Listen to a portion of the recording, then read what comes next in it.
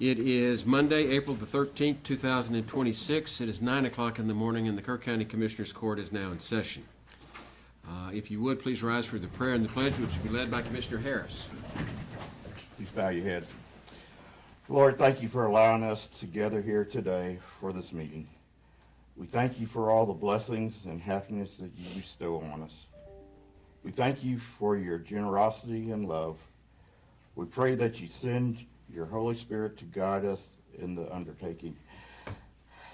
May your divine guidance help us decide correctly on vital things. May we decide about things based on your command, and let us be reminded that all things we do should be according to your will. Amen. Amen. I pledge allegiance to the flag of the United States of America and to the republic for which it stands, one nation, under God, indivisible, with liberty and justice for all. Honor the Texas flag. I pledge allegiance to thee, Texas, one state, under God, one and indivisible. Please be seated. First item of business in the Commissioners Court is always to turn these things off or to vibrate, so they do not interrupt the proceedings. I'll give everybody a chance to do that. And with that, this is a regular Commissioners Court meeting. We have these on the second and the fourth Mondays of the month. And on those dates, we have public input. This is an opportunity for the court to hear anything that the public wants to bring to our attention. We do not have the opportunity for feedback, but it is input. So this is our chance to hear what you have to say to us. We ask that you do it from the podium. You identify yourself and which precinct you live in. Limit your remarks to no more than 3 minutes. You will be timed. When it goes off, you need to sit down. So with that, do we have any public comment today? You don't have to be on the agenda for this, but if it is an agenda item, we ask that you save your remarks till the agenda item is called. There being none, we'll move on to commissioners' comments.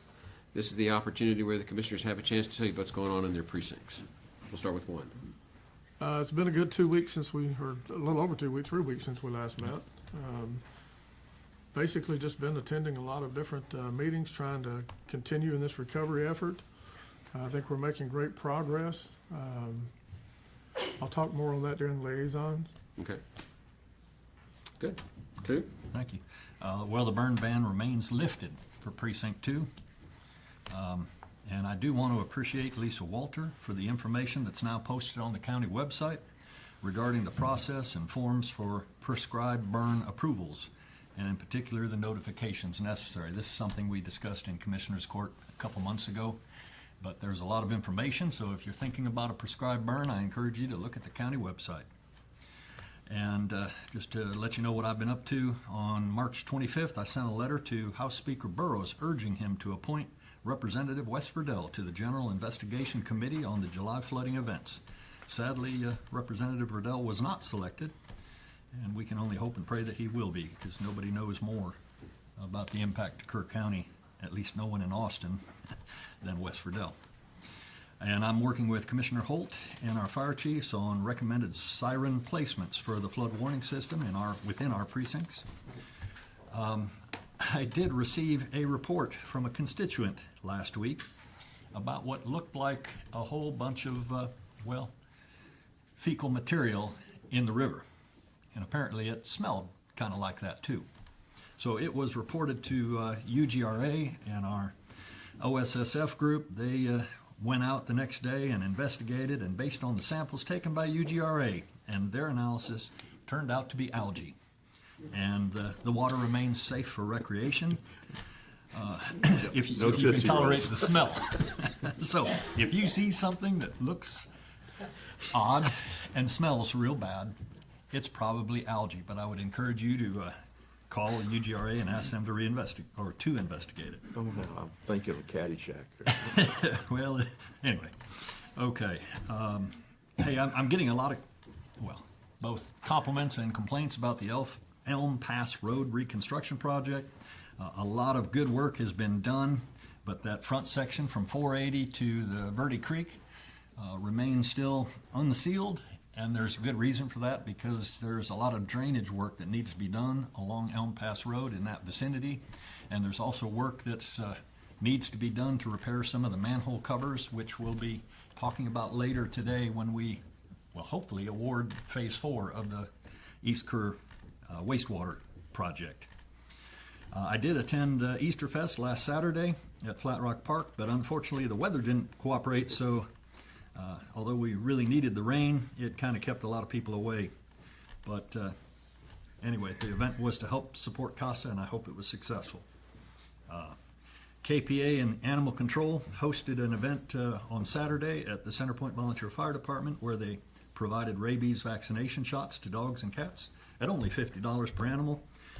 I was there, and boy, there was a big turnout. So thanks to both KPA and our county animal control staff for doing that. Also, LCRA has sent a notice of their plan to install a 320-foot microwave tower at 110 Liggett Lane in Kerrville. They're asking if we're aware of any historic properties in the area that might affect their project. I've already heard from Road and Bridge and Engineering that they're unaware of anything, so if anybody in the public knows, this is over off the Medina Highway, kind of behind River Hill subdivision. Let's see. Further to the April 1st resolution approved by this court in opposition to the proposed 765 kilovolt transmission lines. That was submitted to PUCT as a protest comment. I also submitted a protest letter on the 2nd from my office, and while it's too late to file as an intervener, anybody can still file a protest with PUCT, which is a simple process. I have been working with the Gary Sinise Foundation, who want to hold an event to recognize all of our first responders and their families. It looks like that's going to be August 1st in River Star Park. So we'll seek approval from the court later, and that's just for first responders and family members. There will be a fundraiser in honor of Arturo Roman II to benefit his family. He showed up shortly after the flood with a barbecue pit, tank of gas, and about $300, and he basically stayed for over 60 days feeding people in Centerpoint and Hunt. And sadly, he recently passed away unexpectedly, so a fundraiser to help his family has been organized for Saturday, April 25th at the Centerpoint Volunteer Fire Department Station on West Kelly Street. From 11 to 6, there'll be a barbecue, cornhole tournament, live music, live auction, and raffle. And finally, I want to address an allegation made by the liberal influencer Louis Amistoy in his online publication, in which he's accused me of violating the Open Meetings Act when I attended the ribbon-cutting ceremony for the Kerrville Public Safety Complex. So Mr. Amistoy clearly does not understand the Open Meetings Act. This event was purely a social event having nothing to do with county business, so Jody didn't even bother to post the possibility of a quorum.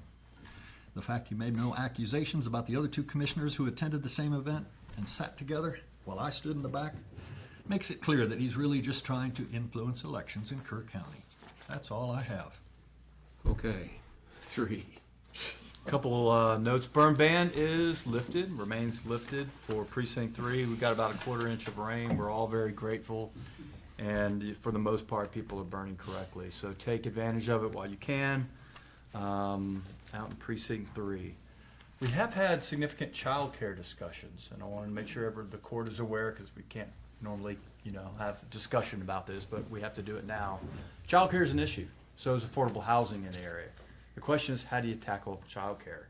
I'm in discussions with the city right now, Jeff Harris. We're coming up with different courses of action that we'll present later. So my typical fashion is kind of let them know what we're working and then submit that letter. Submit that later to the court on options for child care for county or city employees. It's a really important thing, especially if you've been in child care before. Secondly, siren placement. Yeah, it is a big issue, and I thank you for that email as we figure out where sirens need to go. I will say, again, I'm glad it's a holistic approach through UGRA, and our group is all involved, so I'm looking at the right people here today. But, when commissioners get involved, and I think it should be here, it is our opinion. Final authority is probably not exactly within us, and we understand that. Our opinion is being gathered. But my concern is that comfort sirens are tied in to our network, because it reaches our citizens that are in East Kerr County. They do have 3 sirens. They have asked for a sensor to be placed within our county, upstream on Cypress Creek. That all makes sense. That's great. I just want whatever notification through our portal to reach Comfort Sirens. Easier said than done to have open systems architecture. So our engineer understands that. And then an OSF meeting is always good. I had one today. We did discuss some of the things, and I do appreciate, even though it's kind of funny and stuff, but it's not really funny if it's your place and it looks like something is floating down the river, especially when it's April and it's cool, right? And the algae blooms. You know, I appreciate that being investigated. That is an important thing for the health and safety of our water and those that want to get in it or fish in it. Gary Sinise Foundation, again, involved in that in a different way while Commissioner Paces is doing the meeting. I've submitted to the majority of the fire departments, including in the city, and our sheriff and police departments as well, for opportunities for a veteran rebuild on a home. So Gary Sinise Foundation will have concerts. They'll do events like what Commissioner Paces is working on, but they'll also help redo a home for a veteran. So they are looking. If you are that veteran out there that lives on the river, is a veteran, is a first responder, and has been impacted by the flood, I encourage you to submit as a first responder veteran. You don't have to live on the river because we know that river property is pretty expensive. I get it. But submit through the Gary Sinise Foundation for a home rebuild if you need some accommodation remodel. Again, the word accommodation remodel. I've reached out to the majority of folks, but I think publicly it's right that I should say that as well. And what a wonderful organization. That's how they want to give back. Okay, thank you. All right, I don't have a whole lot, but I do want to mention the West Kerr Chamber Banquet was last Thursday night, and myself, Tom Jones, and the sheriff attended, and the theme of it was honoring the resilience of West Kerr, reflecting back on what's transpired since July and what have you. And it was well attended, and it's a little bit different than it had been in the past, but it was very good and well attended, like I said. And I think they raised a good bit of money. Also, the rain. Yes, so we're getting rain right now, just like it was mentioned earlier. But let me tell you, the last 72 hours, West Kerr has received anywhere from 4/10 at my house to 2.4 inches out towards the divide. So as big as West Kerr, Precinct 4 is, keep that in mind. And we've seen bigger extremes because we may not get a drop and hunt and then just a whole bunch in Mountain Home. So when we do the burn ban and stuff, it's because Precinct 4 is so big and it's not always equal across there. So that's all I got, Judge. Very good. Let's move on to the consideration agenda.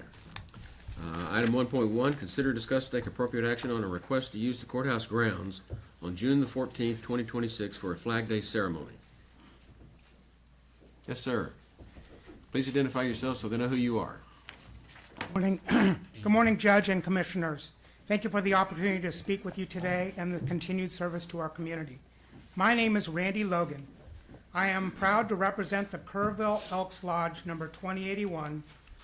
I'm here today to respectfully request approval to use the public grounds to host a Flag Day ceremony on June 14th from 11 a.m. to noon, a tradition that is deeply rooted in both our nation's history and the mission of the Elks. We intend to create a ceremony that is both respectful and inspiring, one that brings families, veterans, and community members together to reflect on the flag, what the flag represents: freedom, sacrifice, unity, and hope. The ceremony itself is powerful. It walks attendees through the history of the American flag, honoring each version of what it represents at key moments in our nation's history. It is educational, it is emotional, and it leaves a lasting impression, especially on young people. In a time where a connection to tradition can sometimes feel distant, this ceremony helps bring it back to life. in a very real and meaningful way. We are committed to conducting the event with the utmost professionalism and respect for the space. Our team will ensure that everything is well organized, safe, and leaves the grounds exactly the way we found them. This is an opportunity for Kerrville to host something truly special, a moment where the community can come together, pause, and reflect on the values that we all enjoy. On behalf of the Elks, I respectfully ask for your support and approval. We would be honored to partner with you in bringing this meaningful tradition to our community. Thank you for your time and your consideration. Mr. Logan, a quick question. Yes, That- sir. Looking at my calendar, that's on a Sunday, It is correct? on Sunday. Okay, well, I just wondered, it might Flag Day eliminate a is- lot of church people, so. We would respectfully move it to a later date. Flag Day is June 14th. I understand, yeah. So we would be happy to move it to 1 o'clock. It doesn't matter to me, but, you know, I was just looking at that. It might be I'd better like to amend attended. that to 1 PM, sir. Okay. With that, I move for approval. I'll second.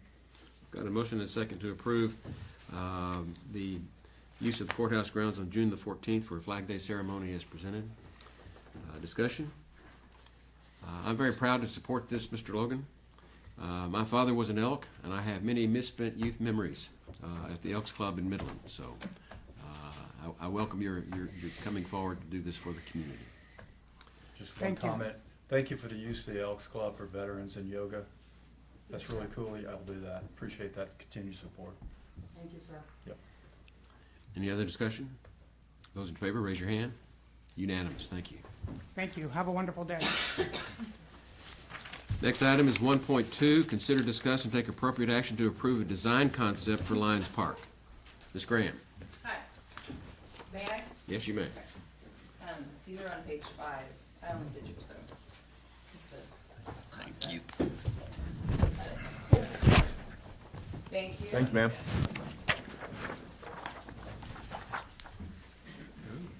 Good morning, Judge, Commissioners. Katie Graham, Center Point, Texas.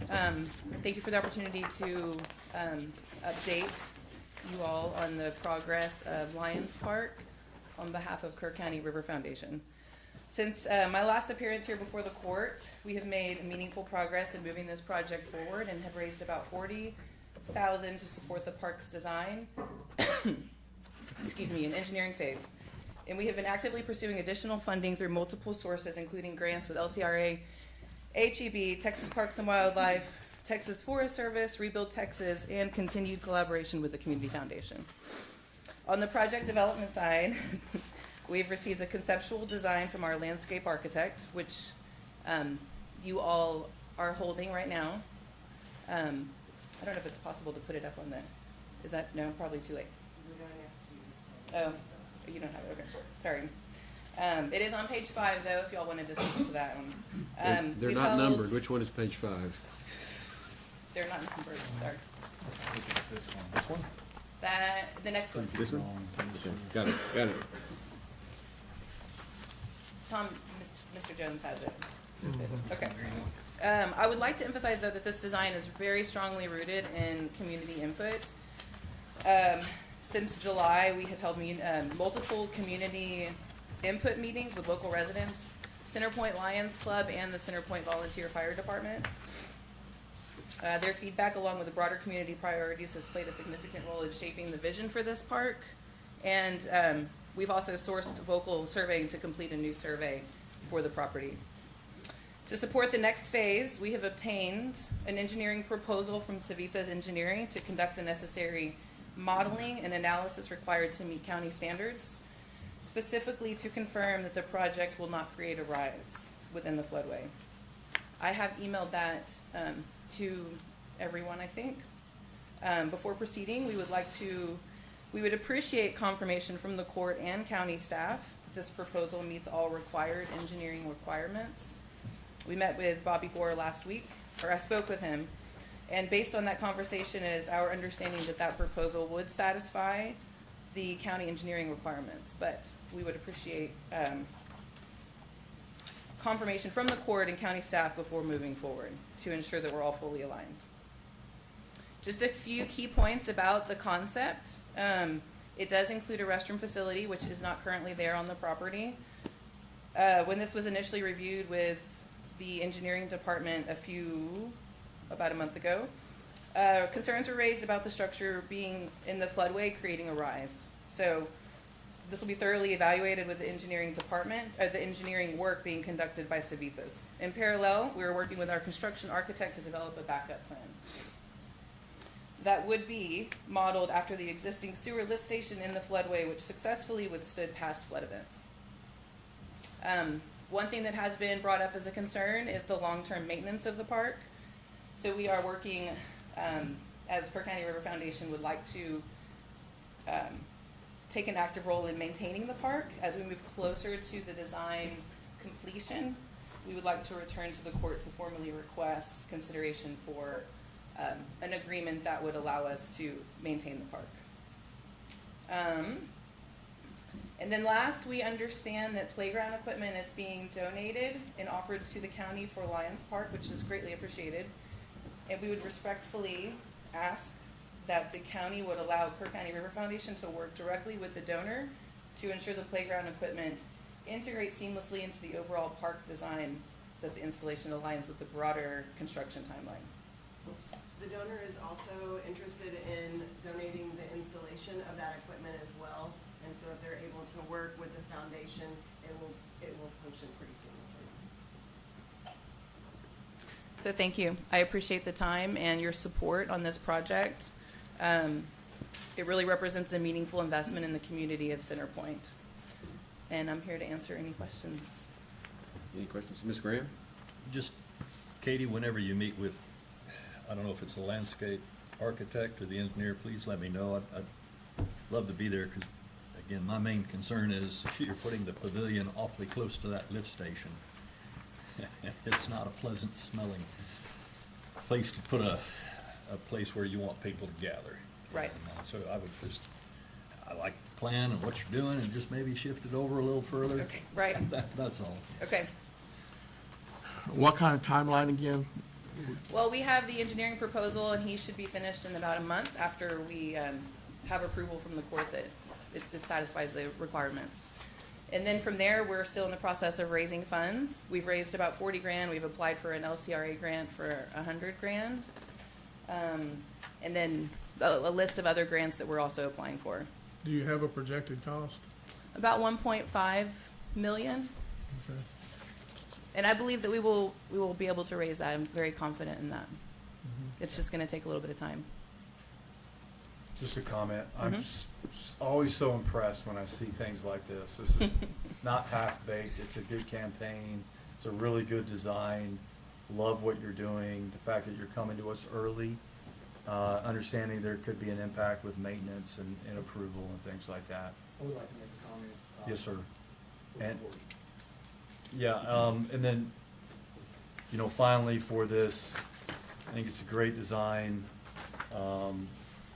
Love seeing it, and I think when it's completed, the commissioners should play each other in pickleball. 'Cause I think I'll partner up with Commissioner Paces, and I do challenge both of y'all. You do realize that he won't be here, and that means that It didn't matter. I'm challenging the existing people that are here right now.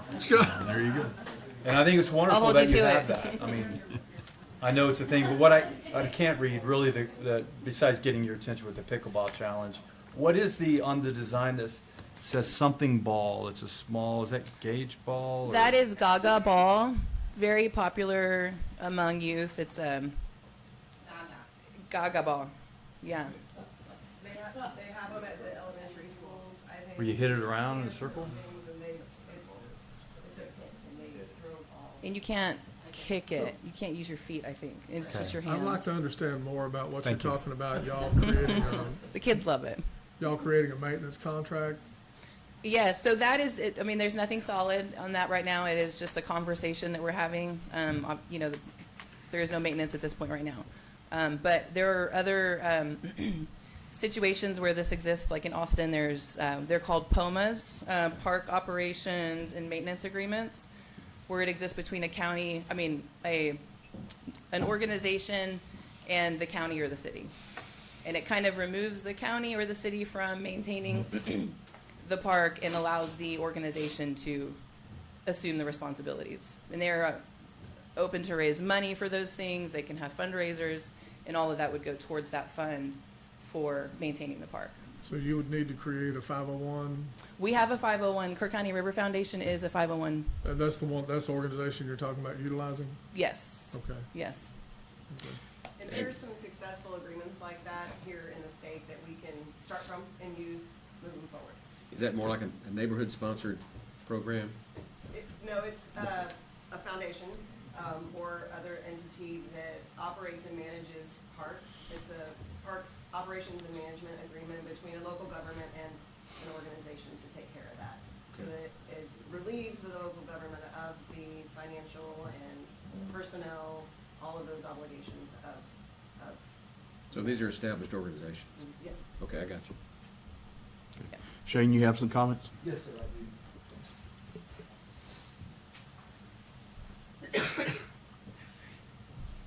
So currently, the county is working with FEMA right now to get the park back to its pre-disaster state, which means that there was, there was already equipment out there, like there was a basketball court, volleyball court, a playground.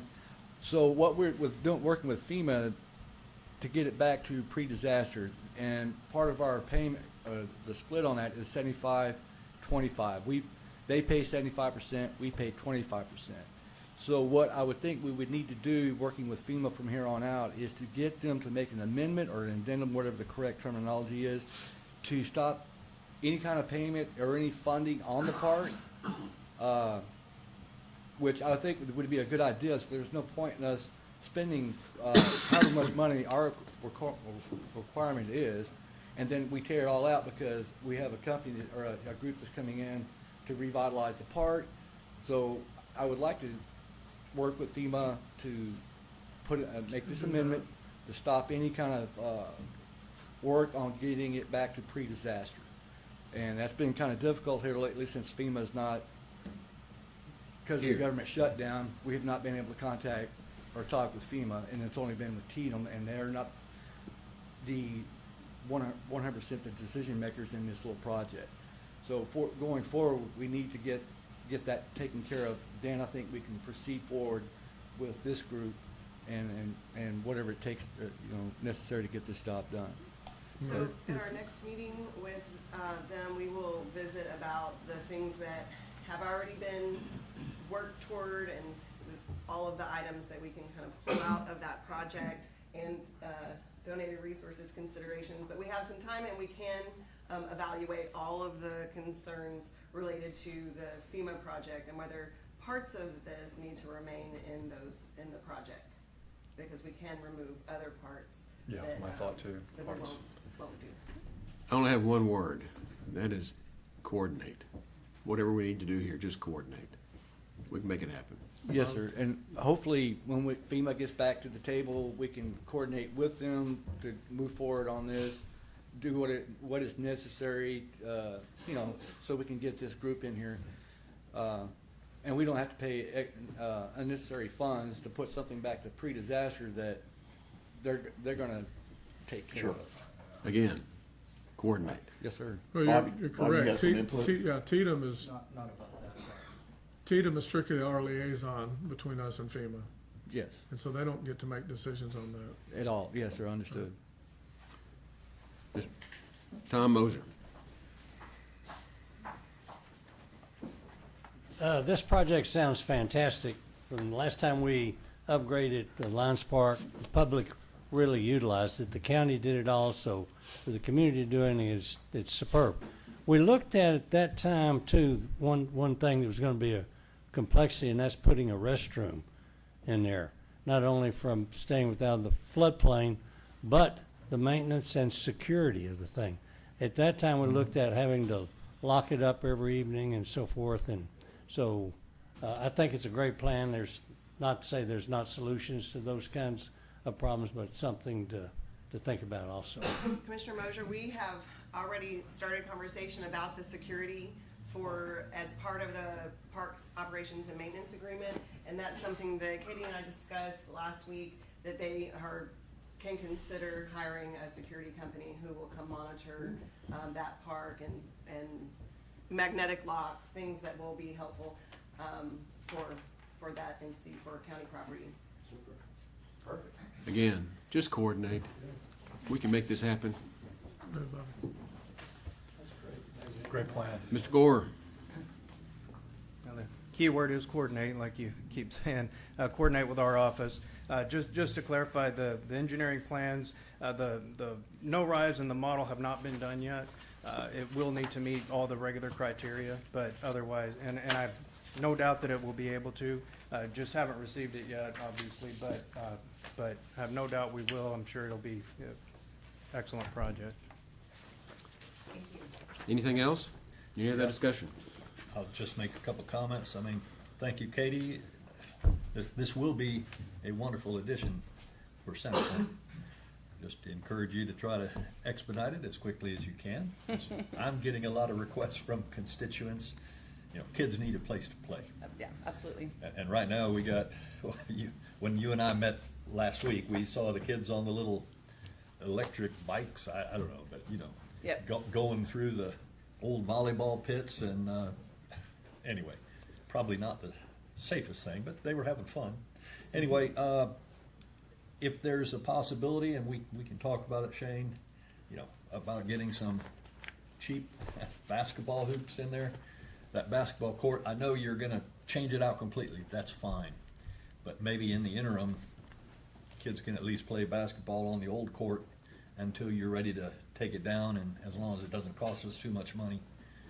We might even find a donor for those things, but Okay. they can easily be removed, possibly reused, but if not, it's okay. Okay. I make a motion to approve the design concept for Lions Park. Second.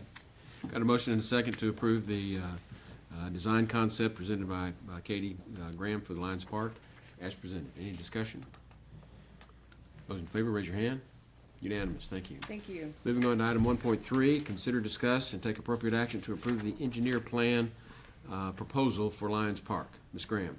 Which is the same proposal that I had emailed over to you, and Mr. Gore, I think, just approved that the engineering proposal, the work has to be completed. So it's just a proposal that we're asking the county for, we want to coordinate, and we want to all be aligned on the same page. So you need our blessing to proceed at this juncture of your progress. Yes. Good. A motion to approve the engineering plan proposal.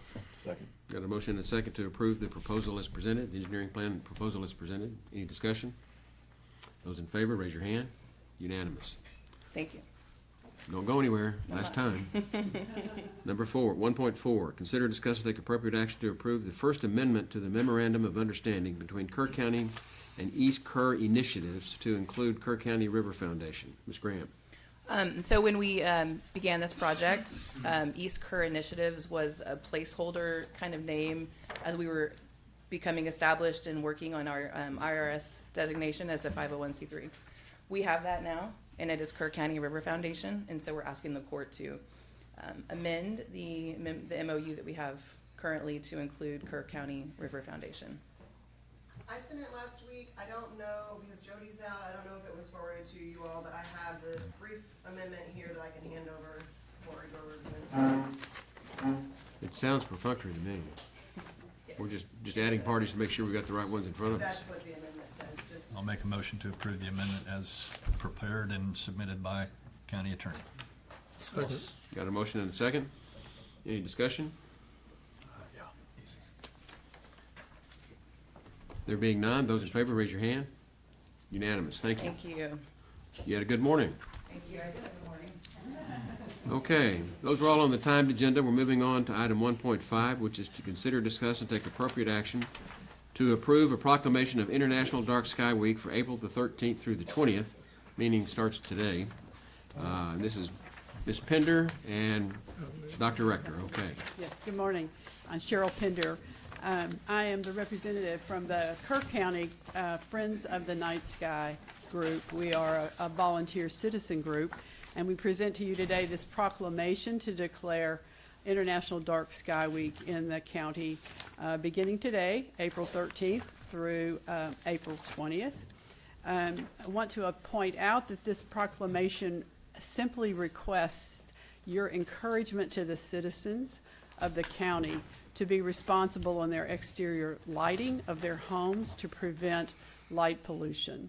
We are losing our dark skies at a faster rate than we want to see in the hill country, and our group is committed to the education and awareness campaigns for our citizens.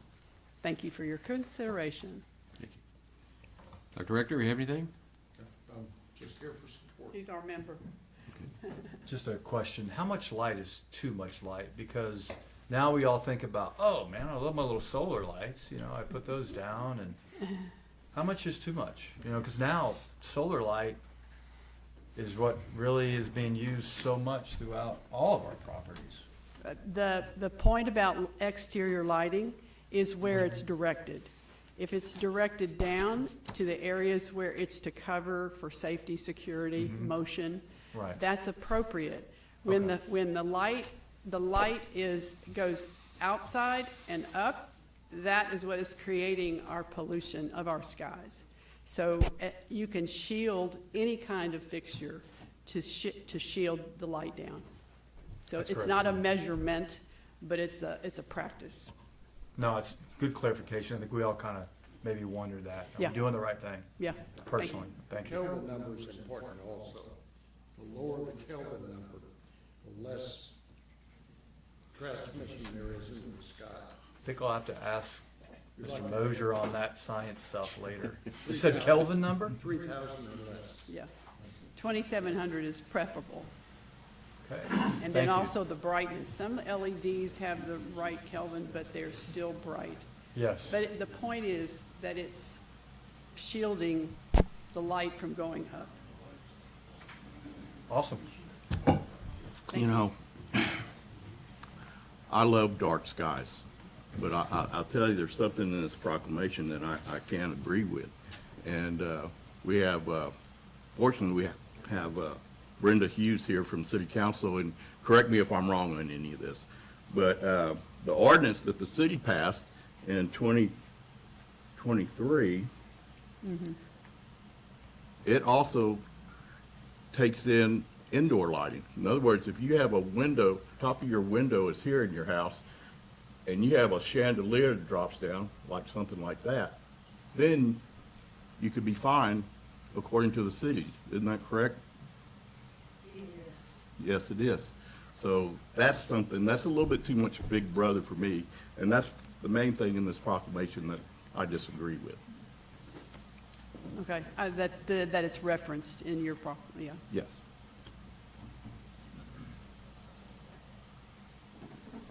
Do we have a motion? I'll make a motion that we go ahead and accept the proclamation. Thank you. Is there a second? I'll second. Yeah. We've got a motion to second. Discussion. Yeah, just the main thing is the county never will have ordinance authority. Right. So Correct. things like what the city's Correct. done, that type of stuff, we don't have that type of an enforcement arm. Yes. We will never do more than a proclamation. That's right. And what do we have to do to address your concerns? I hear you. Well, But we- I mean, we're not- that's the we're not the main fighting one. There's anybody. others. But, you know, I just can't support, you know, that overreach in my opinion. And I just want to state that. I'm not trying to twist your arm and do whatever y'all want to do, but that's Don Harris. Any other discussion? Those in favor, raise your hand. Opposed? Abstain. Okay, we got a 3-1-1. Okay. And it passed. Thank you very much. Pardon? Just be different. It's okay. You are. So you don't have to work at that. We're still a democracy. Dr. Rector's still at the podium. Let's go into the next item, which is 1.6, discussion regarding the update on the implementation of the Guadalupe River Flood Warning System in Kerr County's interlocal agreement with the project agreement with Upper Guadalupe River Authority to implement the system. At last, Ms. Bushnell. At last. Good morning, Judge. Good morning, Commissioners. Tara Bushnell, Upper Guadalupe River Authority. It's been about 3 months since y'all passed the ILA with UGRA to implement the flood warning system using the SB3 funds. So since then, I have kept Judge Kelly and Commissioner Jones updated on some milestones, but happy to have this opportunity to talk to the full Commissioners Court, provide updates, and answer any questions that you may have.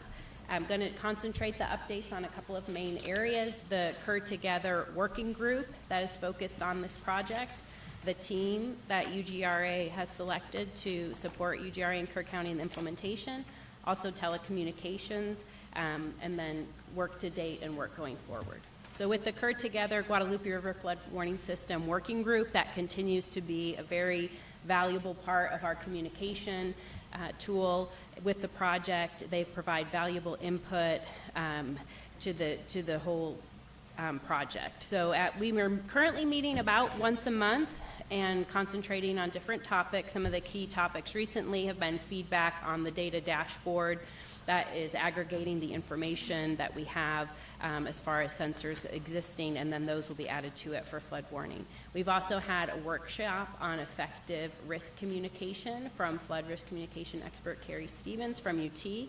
And we've discussed the Water Development Board's process to establish maps that define the flash flood risk area where sirens will need to be in order to be in compliance with SB3.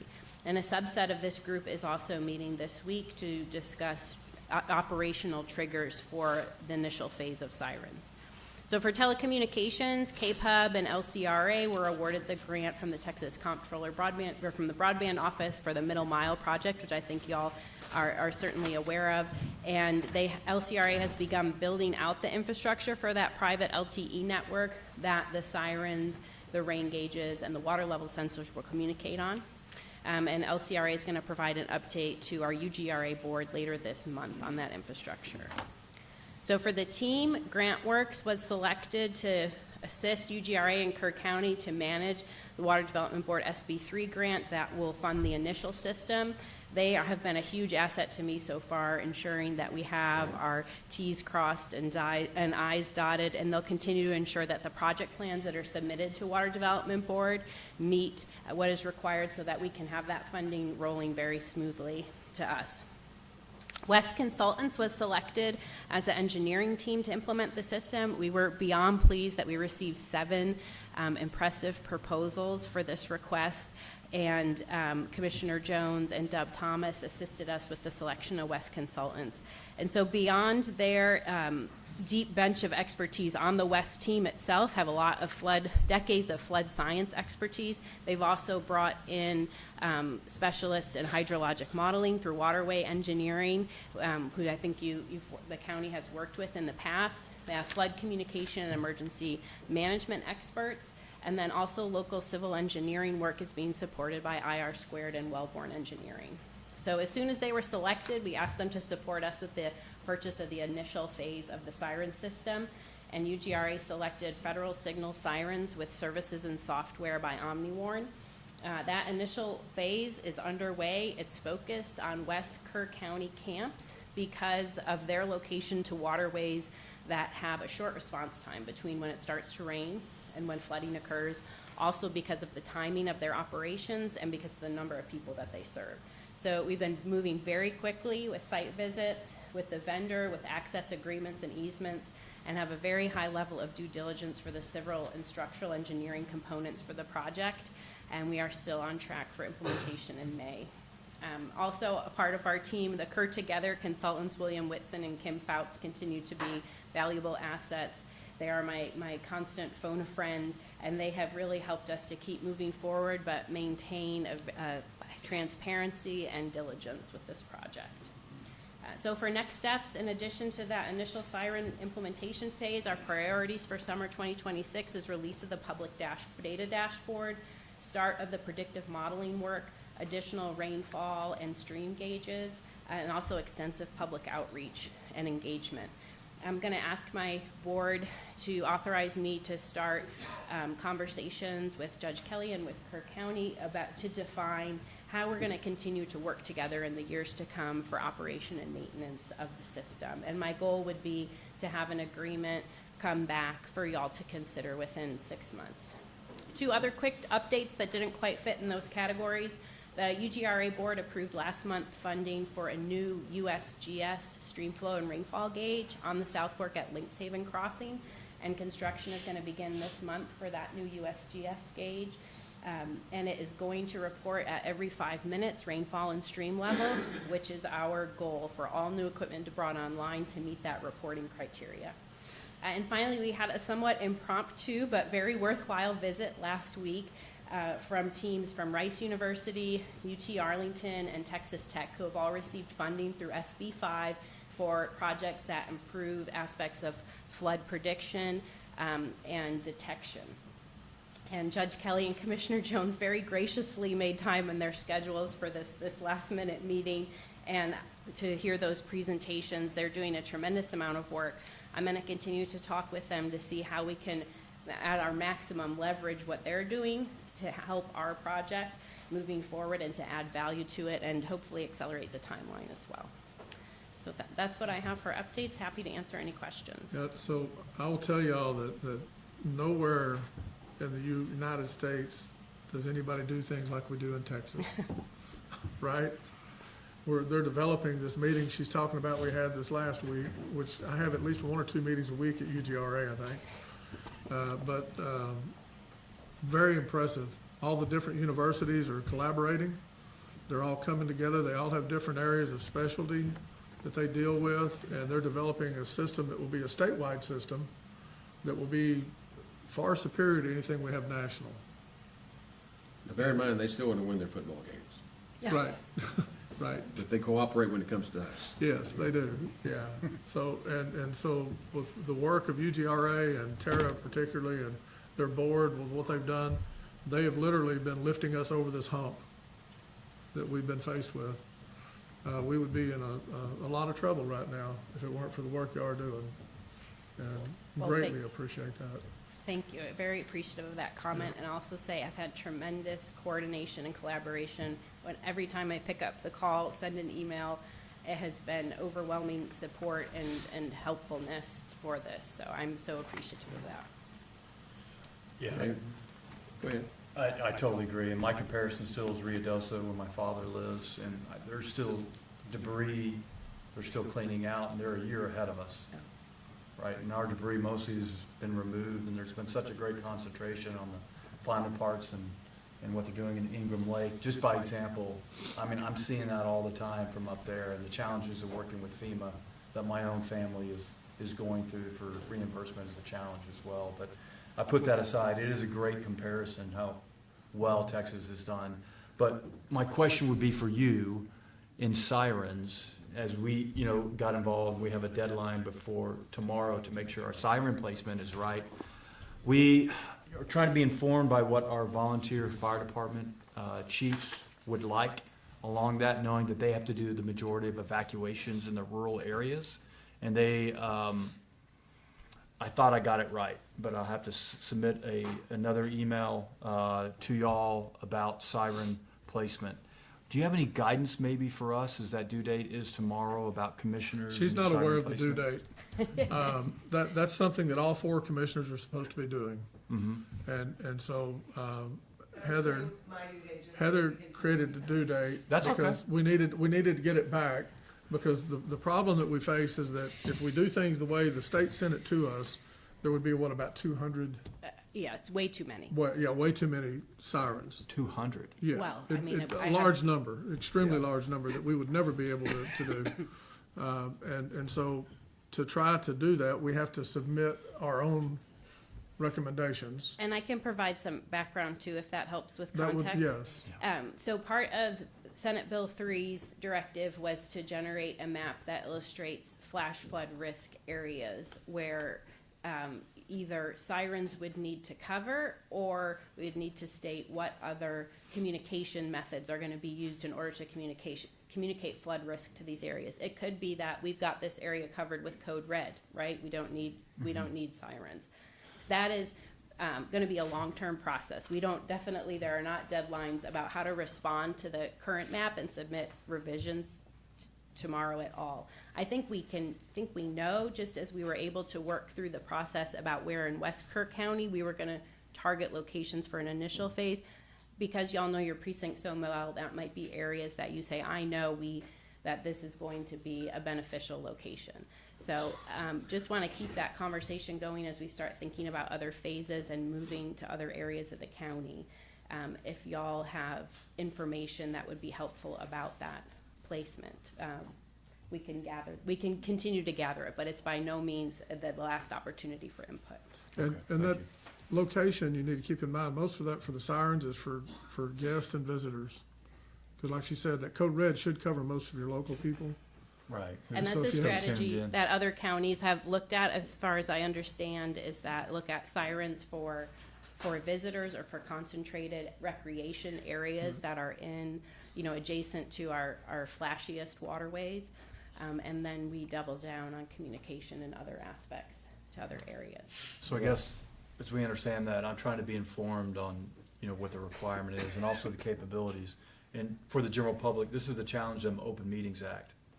Like to try to have a meeting about this and figure out, we can't do that. So I have to belabor this a little bit to understand the requirement. So I'm not apologizing, I'm just informing. And I want to be informed, and I am by Bobby Gore and the maps that he have on substantial damage. Just for the rest of our group, that's what I'm using as where I think sirens need to be. Okay. What homes have actually taken damage. So I understand the temporary visitors are one thing, but the folks like along Carolyn Street and Precinct 3, almost every single one of those homes are flooded. We need to have a siren that can reach that, and that was part of the proposal. And I chose to do things that are on county property, submitted to y'all. Oh, sure, Because it's definitely. easier, Oh, right? definitely. Instead of Yes. any eminent domain issue. It's an ugly word, right? So along the river, county property, where there was floods and where there are temporary visitors is the decision criteria which I submitted. And I just want to make sure that all my colleagues know that as well, because this response is going to be really important as it gets to you. And I appreciate getting us involved with it. Well, here's the challenge that we face. If we don't put them in recommended locations by the state, even though they have no clue what the terrain is, they have no clue whether there's residents or anything else, they're just looking at a map. Yeah, the big orange. And if we contradict that and we have an incident and something happens, we could be in trouble if we don't have the right locations. So it's got to be taken very serious about where you put them. But at the same time, we have to be looking over our shoulder at what the state's gonna require. And it's a two-part ask, really. I mean, the short term, you could look at where is the kind of no-brainer locations right now. That's all I was trying to gain feedback on at this point, is where you think are the ones that, regardless of how the map shakes out in the future, those are locations that we feel Right. need that type of alert. It is a much bigger conversation about how comments will be submitted about the map, and that is gonna be a court discussion. So how many total sirens are you thinking we're gonna install, in particular with the 1.25 million that's currently available? And then Not that many ultimately, with how the much are we gonna 1.25. ask for to install how many Yes, sirens? I don't have that total number yet for you, but we are certainly gonna go back and ask for additional funding. That money's already spent, just installing what we're doing. Like no sirens, what you're saying? Sure, there's a lot of professional services associated, it's not just sirens, building out the initial system with all of the outreach. Additionally, I understand that, yeah. but are we installing any sirens Yes, with yes. that 1.25? Oh, yes, yes. Yes, That's eight, what- eight. 8, thank you, that was the number I was looking for. I apologize, I didn't understand the question. Right, and that'll be the North and South Fork, some camps. And again, the way, even for our economy here, the way the state operated is they gave us a mandate to do it, they gave us a deadline to do it, but we didn't really have access to the funding yet to do it. And if it hadn't been for UGRA stepping up and going ahead and doing what they're doing and getting these Yeah. installed, that should allow the state to go ahead and license these camps and get us moving. That should do away with that delay that they've got on this. And to this date, no camps received a license, Okay, so. I'll visit with you a little bit on it. Okay. Okay, this was informational only. Yes. Thank And you. Dr. We've got the Becker, next agenda item is related, Thank you, Tara.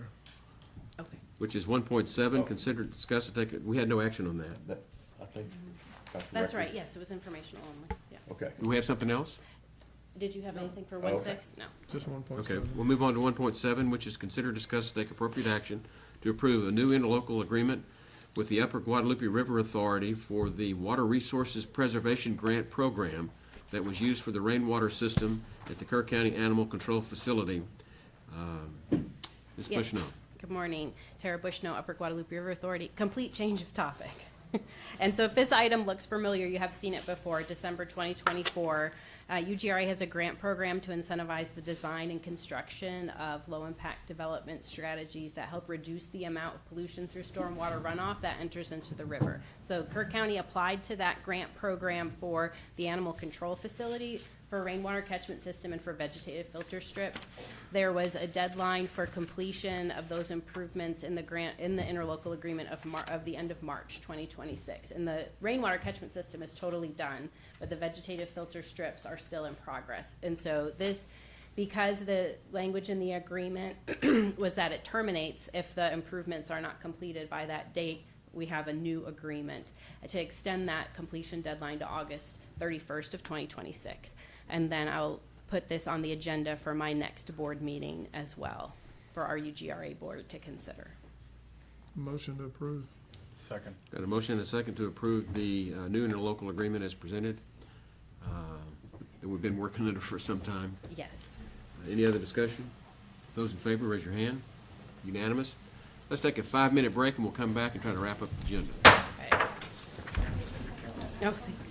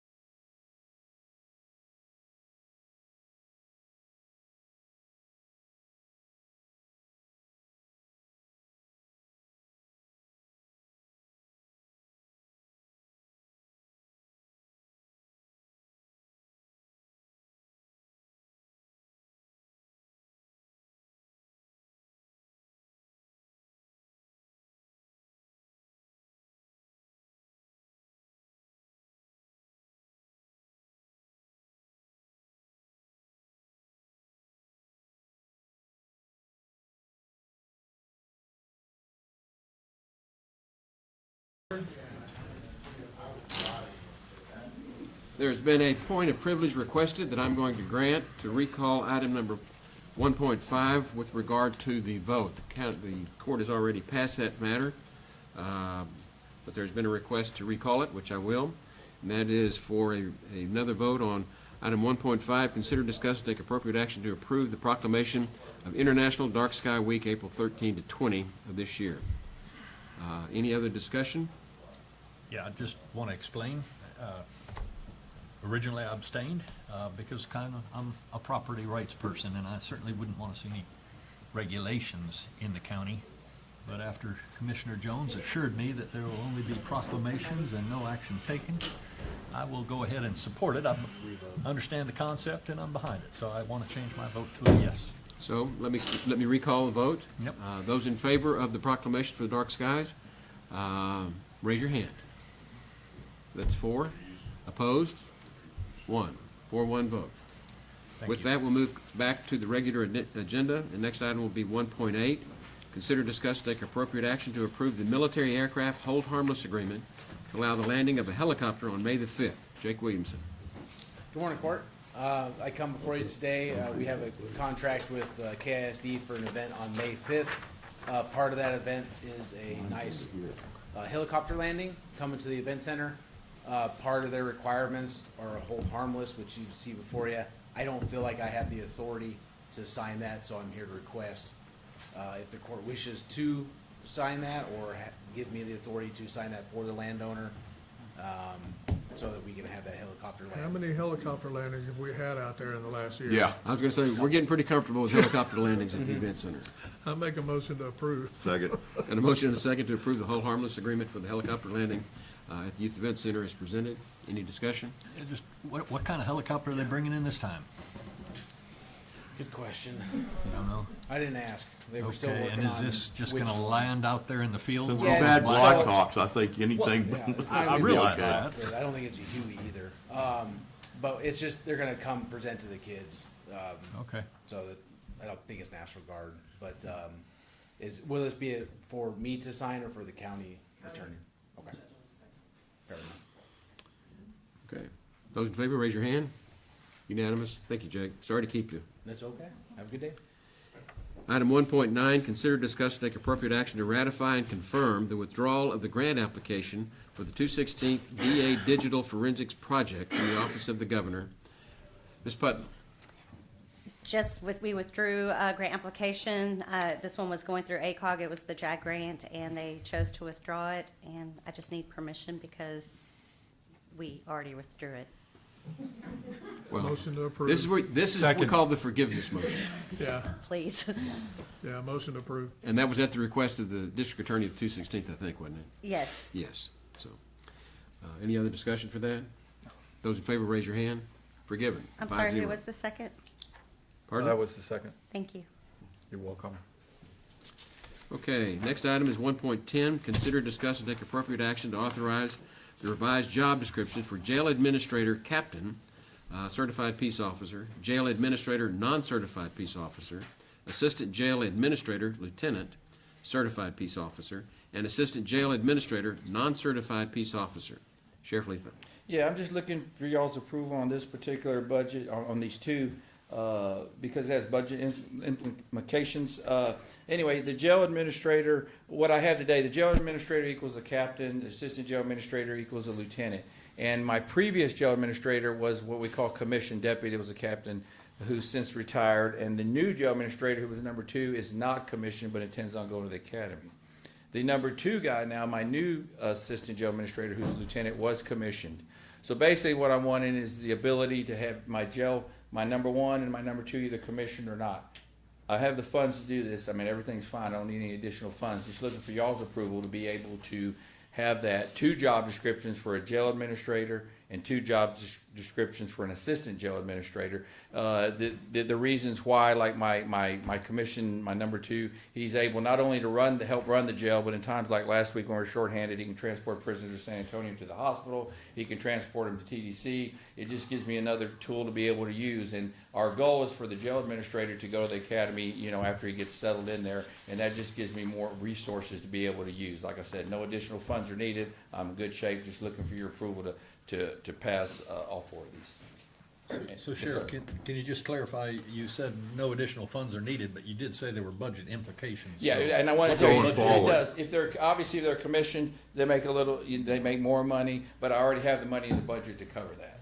For this year. Well, Yeah. and let me clarify. next- We're going into budget season. Yes. And he's gonna submit a proposed budget, and these are the job descriptions, these new job descriptions that he wants to go with into the new budget cycle. And if he doesn't have this, then those aren't in the budget consideration. Correct. And the reason I say This is all pre-budget. I understand exactly what you're doing. And I do have these from the retirement of my former jail administrator. You know, there was enough for salary savings to cover this. So this is just an update in job descriptions for what you're planning to do going forward. Yes, sir. Just so I understand, are you, for your chain of command within the jail, have you hired to that already? Yes, yes, yeah, Okay. we're already hired. Like I said, my number 2 went up to number 1, and then I brought in a new number 2. All these are job descriptions. Yes, This is catching the job descriptions up with what they're actually doing in the field yes, sir. at the jail. Got it, thank you. Motion to approve. Second. Got a motion and a second to approve the revised job descriptions as presented. Any discussion? Those in favor, raise your hand. Unanimous. Next item is 1.11. Consider, discuss, and take appropriate action to authorize the county judge to sign an amendment to the master equity lease agreement with Enterprise Fleet Management for the lease purchase of a 2026 GMC Sierra, a 2026 Dodge Durango, a 2026 GMC Yukon. The vehicle purchases will be made with the allocated funds from grant number 4587303, Operation Lone Star, FY 2026. Captain Gage. Good morning. We're just asking the court's permission and the judge to sign this master equity lease amendment. We've done this in the past for some vehicles. When we purchase these vehicles outright, we bring the lease all the way down to $1. That's just kind of terms with Enterprise. We're doing the same thing with these. These were all 3 vehicles were allocated through Operation Lone Star through the grant as well. So that's where all that funding is coming from. So it's not coming from any of our county budget, but out of the grant. Motion to approve. Second. Got a motion and a second. Any discussion? Those in favor, raise your hand. Unanimous. Thank you. Thank you. Item 1.12. Judge, you've got a couple of timed items. I'm sorry to interrupt you. Okay, I'm sorry. Yeah, we did. Yep. Yeah. No, that's good. Let's go, move on down to 1.15, public hearing regarding the installation of one no parking sign on Skyline Drive South near the intersection of FM 480.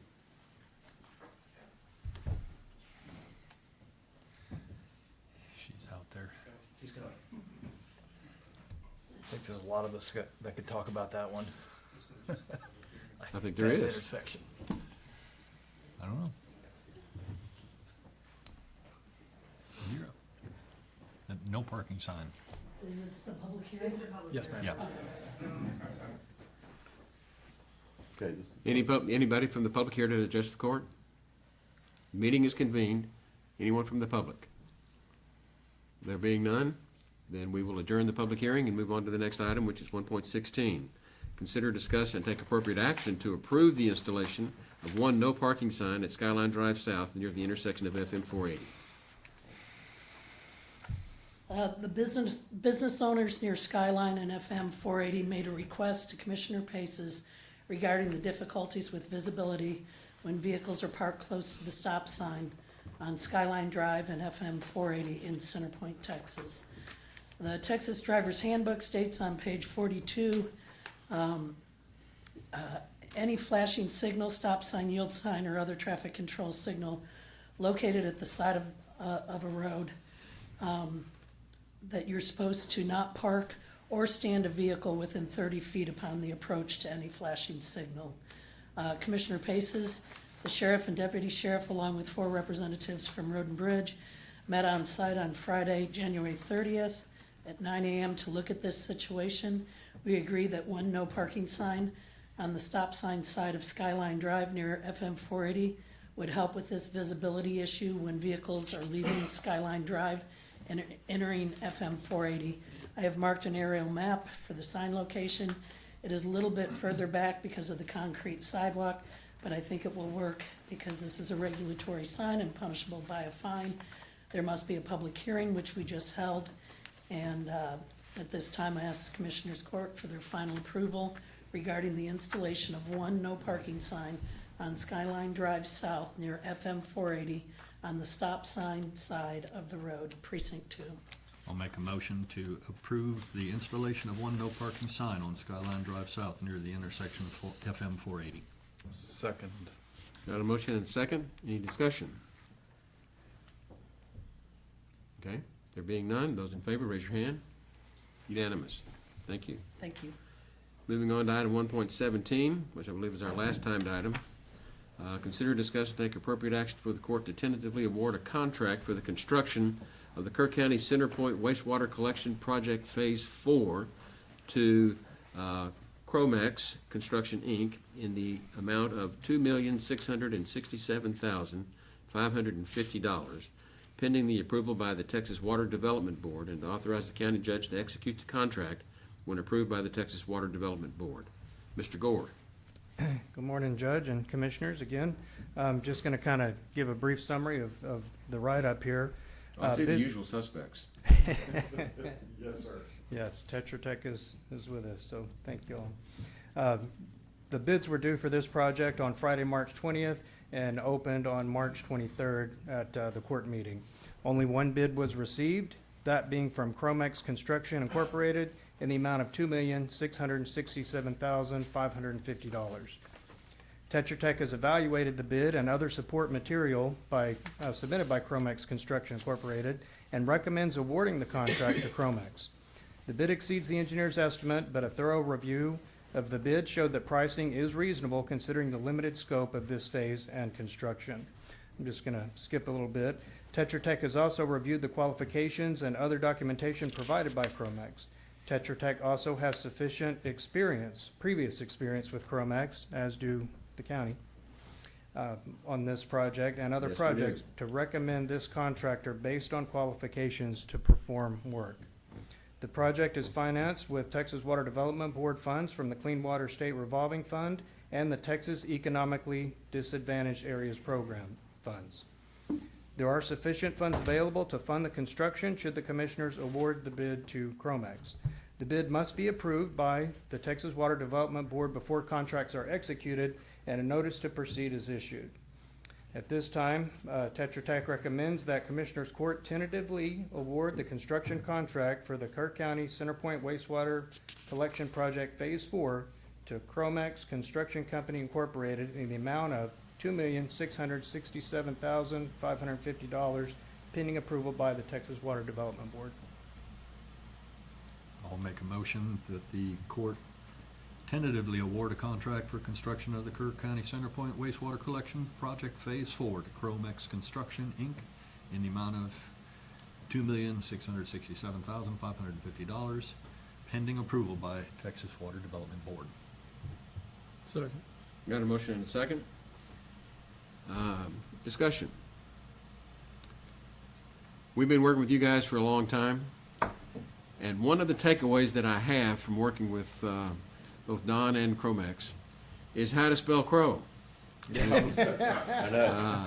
It's Q-R-O, Mex. And I've been doing this now almost 8 years, and I've finally learned how to do that.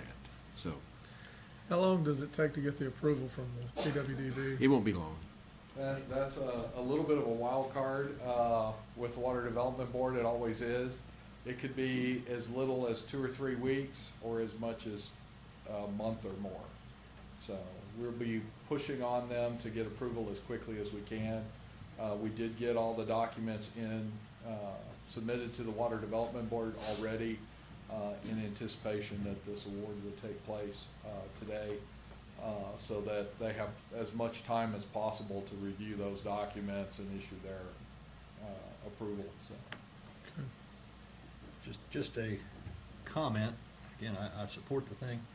I would request that Tetra Tech, as you manage the project, assuming approval, please do all you can to focus them initially on Elm Pass Road so we can get back there and finish the Yes. sealing of the road.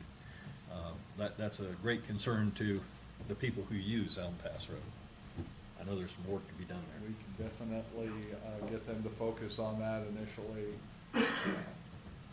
part of the project. I'm sure they'd be willing to. Thank you.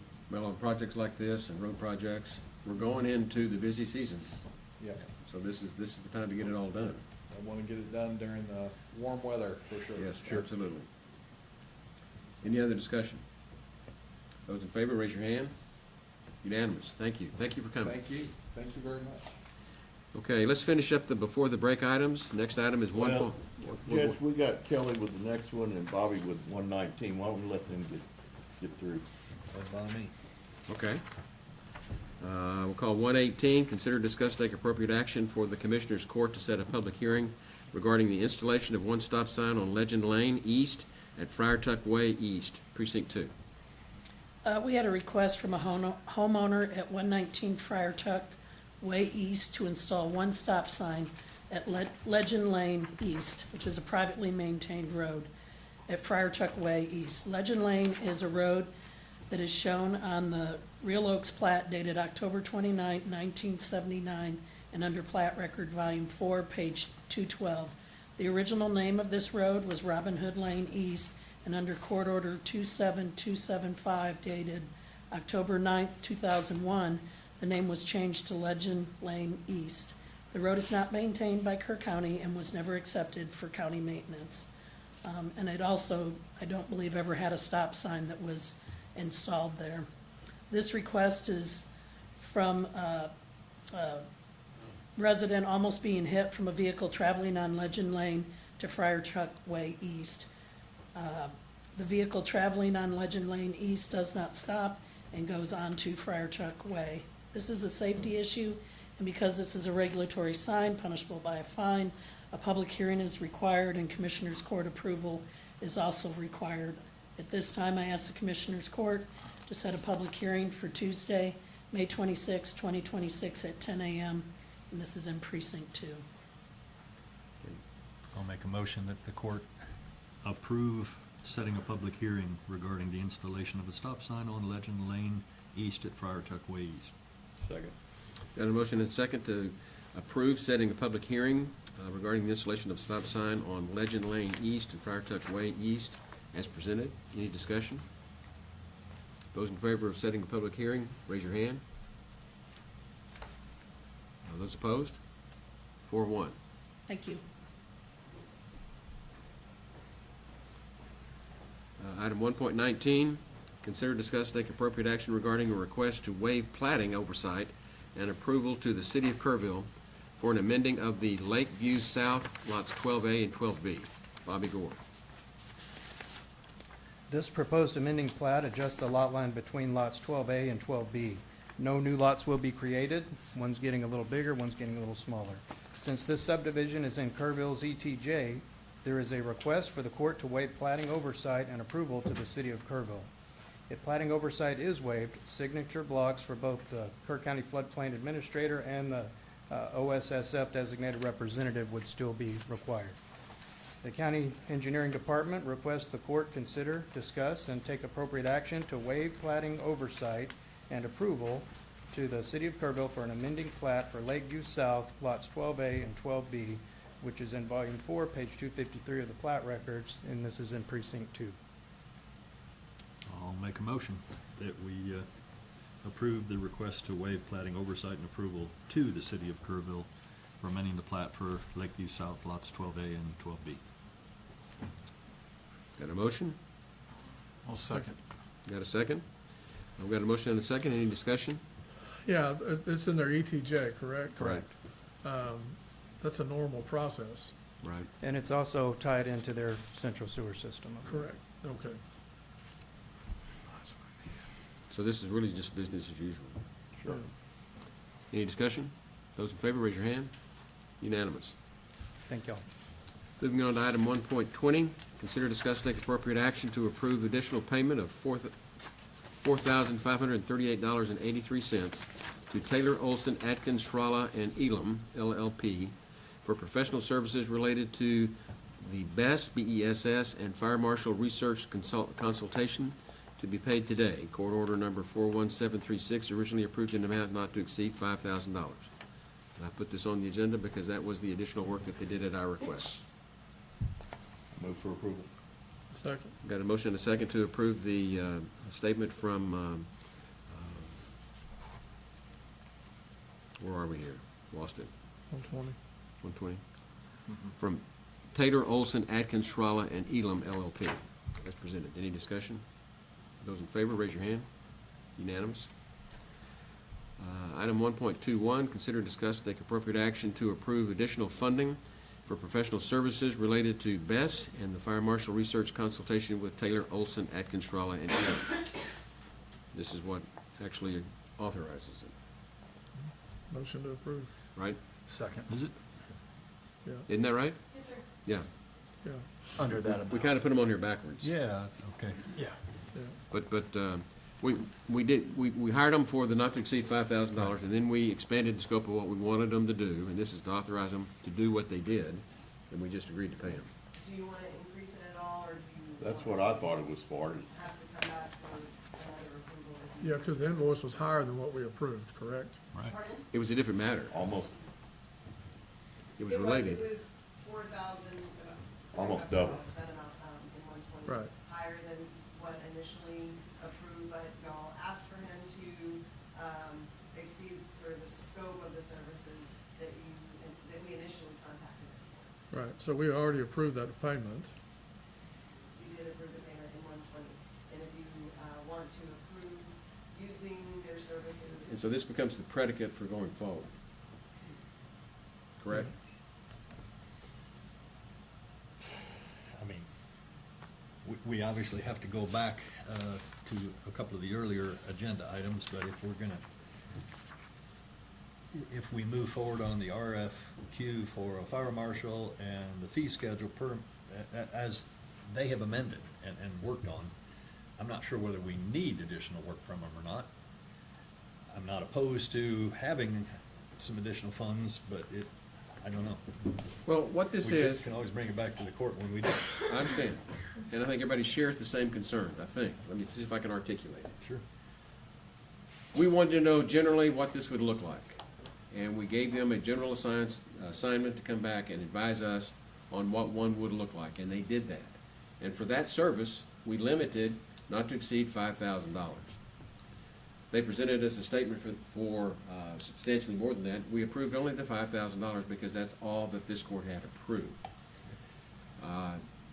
But we asked them to do this additional work.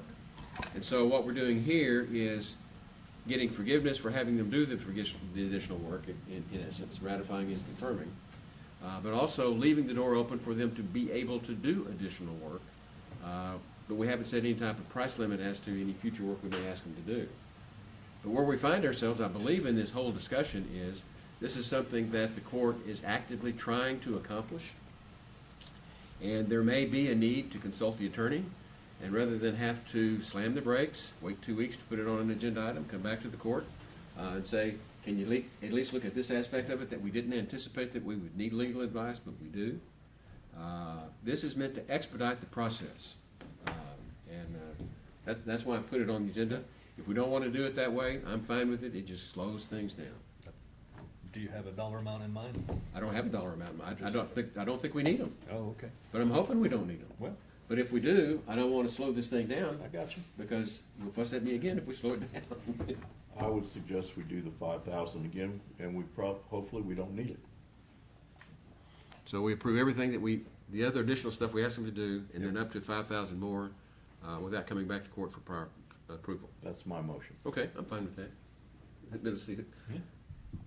I guess it's my motion. Oh, well, Nobody else okay. made it. I made the motion, and you Okay. seconded it. And I agree to your amendment to the motion. Okay, perfect. Any other discussion? Those in favor, raise your hand. Unanimous. Okay, moving on, this is item 122. Consider, discuss, take appropriate action to determine whether to allow the retail fireworks permit holders to sell fireworks to the public beginning May 1, 2026, and ending midnight, May 5, 2026, in celebration of Cinco de Mayo, pursuant to the Texas Occupations Code, Section 2154.202G3. And I turn to Commissioner Harris. That happens, and I'm gonna recommend we pass on it. And that just means we take no action. And if we take no action, that means they can't do anything. So that's what we're doing. So any objection to passing it? I'm looking for just, do we need to even take a vote? Okay, there being no opposition expressed, we'll pass item 122. We still have to go back to 112 Yeah. and 114. Whenever you're ready, doesn't Something. matter. The ones we skipped. Yeah. Okay.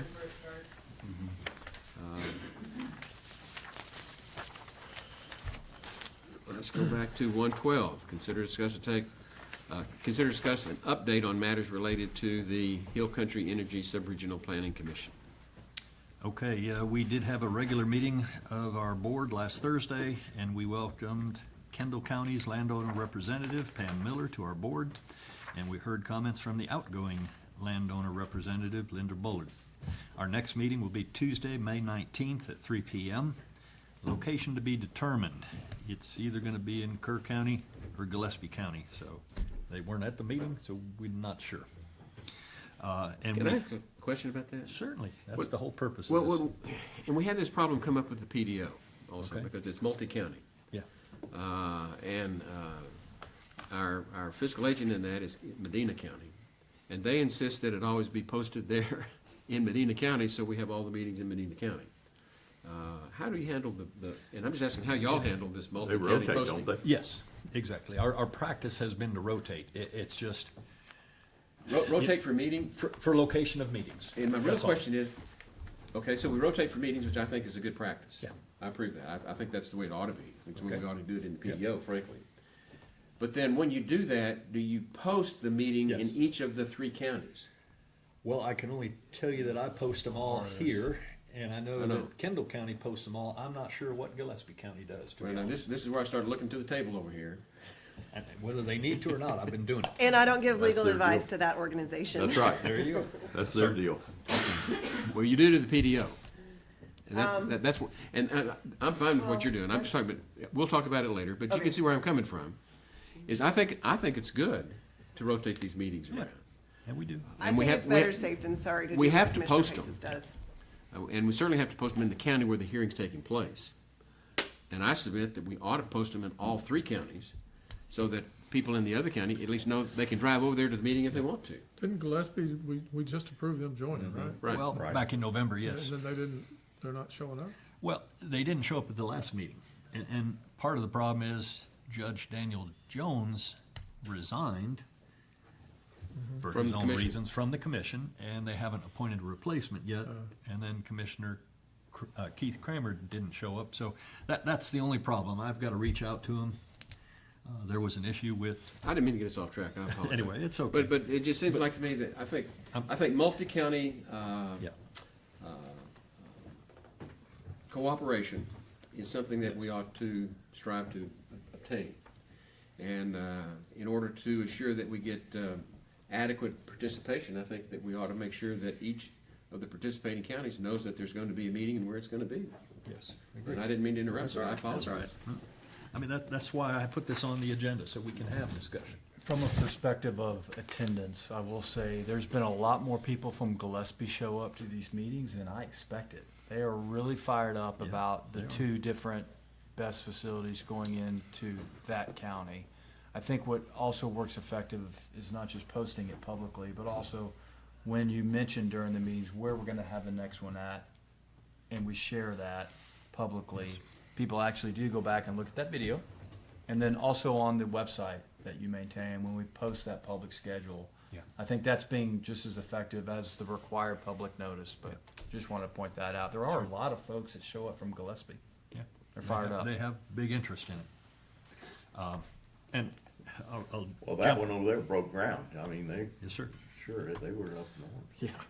But I think that the statute that involves the creation of this requires that open meetings posting, so in compliance with that. It does, that much I know. But it depends on whether you construe that to be just the county where the meeting's taking place, or does it include all the counties that participate in that particular multi-county organization? I think that what Commissioner Paces is doing by asking for posting here locally, it's making sure that we're in compliance, and That's what that's we're- probably the safest thing we can do right now. That covers us. Yes, sir. Yeah, and me. Yeah. And you need it. Yeah. Yeah, thank you. Good. And in fact, to that point, I'm jumping ahead in my comments, but I have been asked by the Kendall County Commissioners Court to present our commission's annual report tomorrow in their regular Commissioners Court meeting. And I have posted that because that would be a quorum of the commission tomorrow in Kendall County. So that, it was posted in both Kendall and here. Again, not sure about Gillespie, probably not, but unlikely that any of them will attend. Well, when in doubt, we ought to post. Yeah, I agree. That ought to be the default. I'm with you. Okay, so let's see what else. And we were already, you know, the principle of rotating, we fully endorse and support. And so in our next regular Commissioners Court meeting, you'll see 2 items on that agenda. One is to amend the ILA that was just approved back in November, and the bylaws, because we missed one point, that we were not rotating the appointment of the landowner representative. So the current ILA and bylaws, well, the ILA had an error about the number of people that would be on the board after the addition of Gillespie. But the bylaws does not allow Gillespie to appoint a landowner. So what we've been doing, Kerr had the first landowner appointment, Kendall has appointed the second landowner. They serve a 1-year term, and Gillespie, if we're still in business as a 391 commission, would have the ability to appoint the third, and then it would go back to Kerr. So that's what you'll see in the next court. And our county attorney has worked with me on that, and I'm happy with the form of the amendments that she has provided, and they're being sent to Kendall County and Gillespie County, and hopefully they'll propose them in their next Commissioner Court meetings as well. Okay, so we have also talked in prior meetings about the need to meet with the State Cyber Command to address concerns regarding the 700-plus missing developer attestations and the governor's list of prohibited equipment, which now includes cattle batteries from China. So Commissioner Holt has managed to get us a meeting. This is just the 2 of us meeting with, and I think our IT director, meeting with Vice Admiral retired T.J. White, who is now heading the command, and that meeting will occur later this month, but it won't be a public meeting this time. We did, in our meeting last week, appoint a subcommittee to work on legislation related to BES for the next session, and I'll be on that committee with 2 other members from the public. And we also have a more immediate need to review and comment on the State Fire Marshal's draft rules to update NFPA 1 and 100 to the 2024 editions, along with Chapter 187 of the Utilities Code. The update of those codes would also update the NFPA 855 and UL standards specific to battery energy storage systems. So in general, we support that, but we're going to go through it in detail and see if there's anything we would suggest different. Okay, I think I've covered everything I wanted to. Okay, that's an information item only. Maybe just one addition. Sure. There's a new fire classification, which is interesting. To know that maybe we are onto Forgot something. about that. Fires are hard to put out, Class A, B, C, D, E, now L. Yeah. To have the National Fire Association put out a whole new class of fire based upon these, because they are complex and very different to handle. Class Good to L know. is lithium ion. Mm-hmm. There you go. Thank you. Thank you, I appreciate that. Yeah.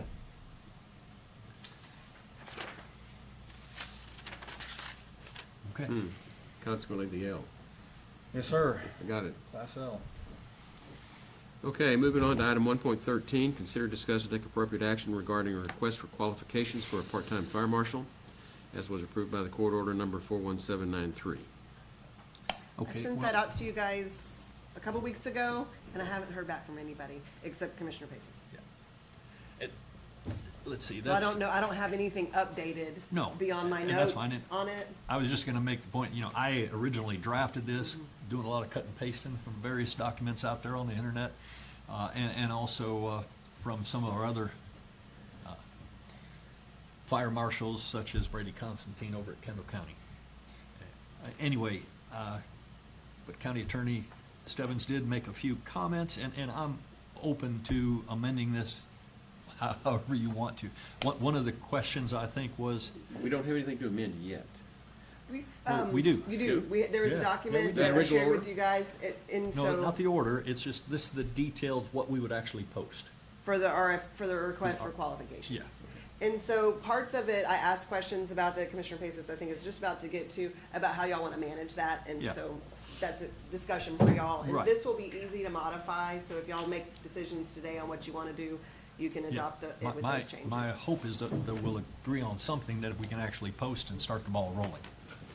And a valid concern was raised. I had drafted this that said that the work will be performed. You know, we obviously have all expressed concerns about not wanting to blow the budget and to have a full-time person, so it was specifically part-time.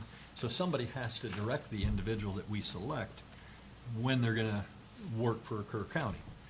And so I put in the RFQ that the work would be performed at the request of the Commissioners Court liaison member assigned to oversee this position. And I also had a comment in there about there are no fixed minimum hours of work per month. And County Attorney Stebbins has suggested we may not want either of those in here. And I'm okay either way. I do think that it's better to have a single person, whether it's the judge or a member of the court, to oversee a position like this.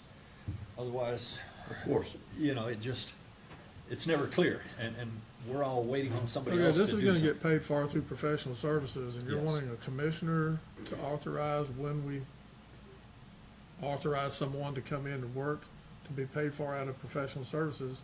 That should have to come before the court. Well, I hear you, And- and I know where you're coming from. I think the Commissioner Liaison system is a very good system, works.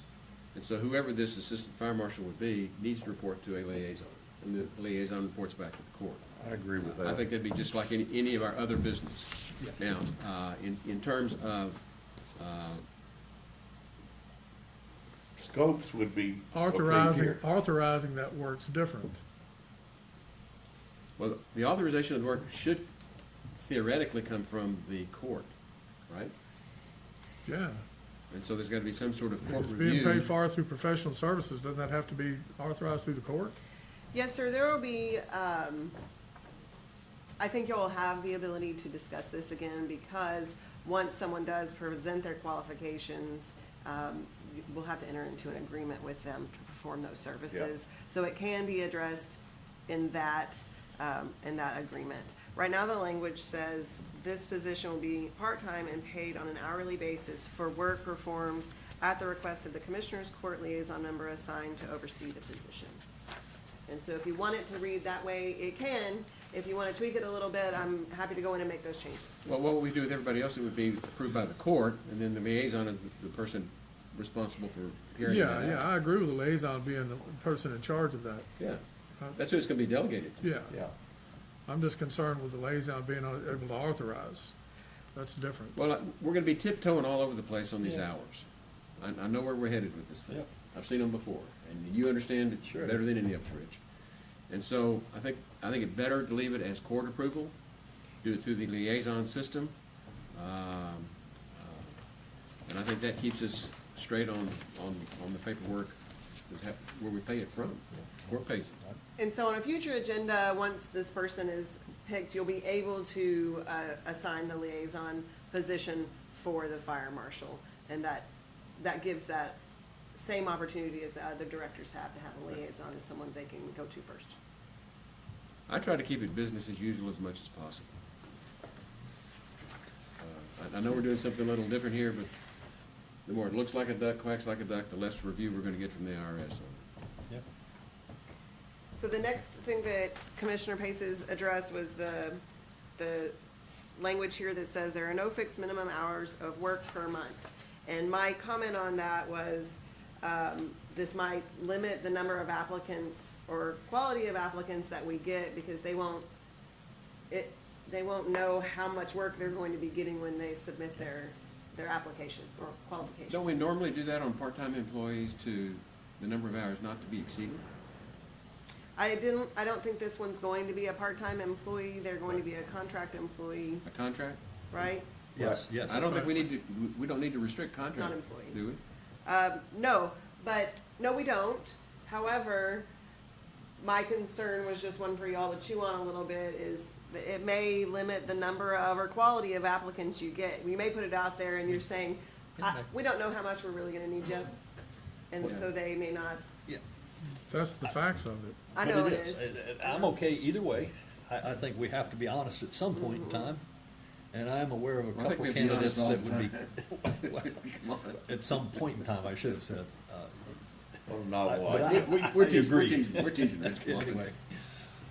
But I am aware of at least 2 potential applicants who I think will be qualified and happy to do this under these kind of terms. So I'm okay either way. Okay, And what we just did with the lawyers, here's professionals, we're gonna pay it out under professional fees, right? And we put dollar amounts, we just lay it out there, we tell them, we're gonna approve you up to five K and that's it. That's one kind of limitation we can put on this, since it is being paid for out of professional services, I don't know. But the way you struck that, I like this, that this position will be, and just strike that part-time and paid.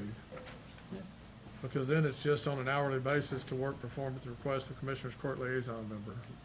And I'm cool with that.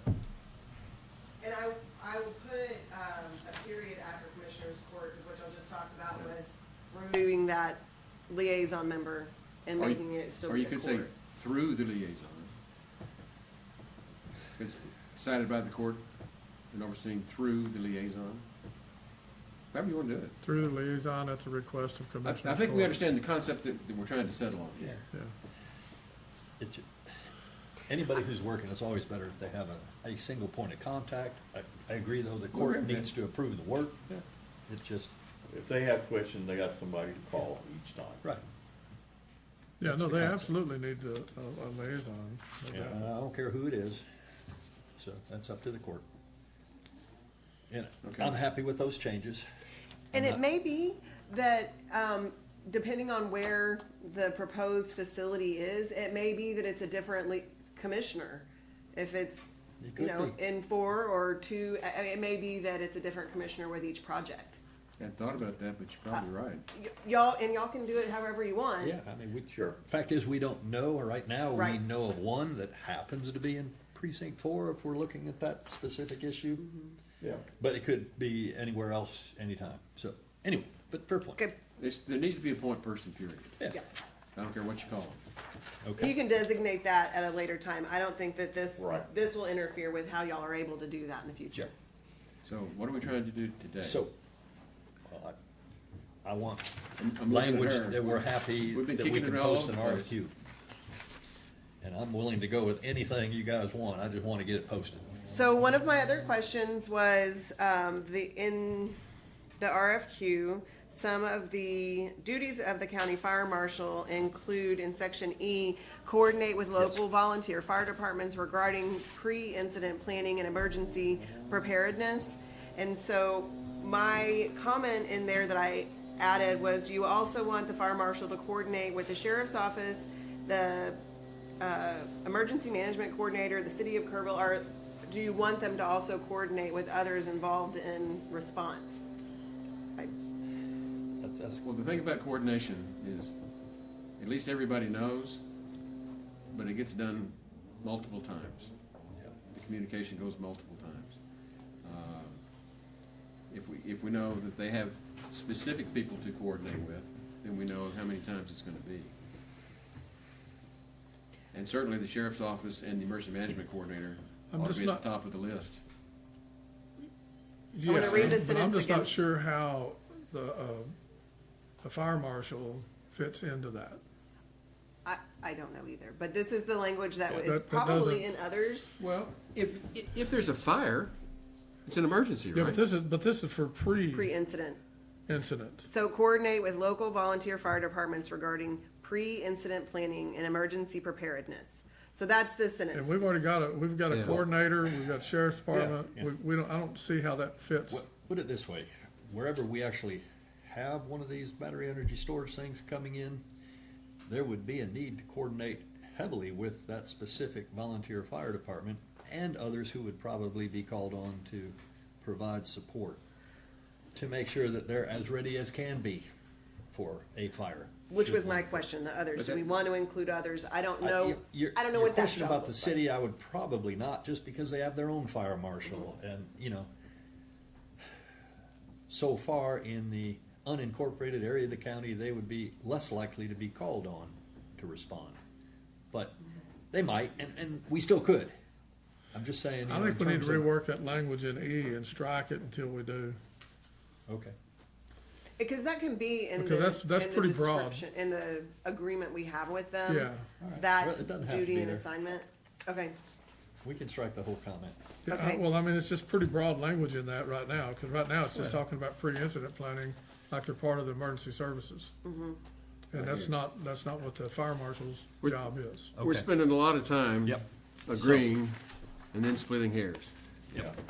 And I'm wondering if maybe this just is not quite ripe for today.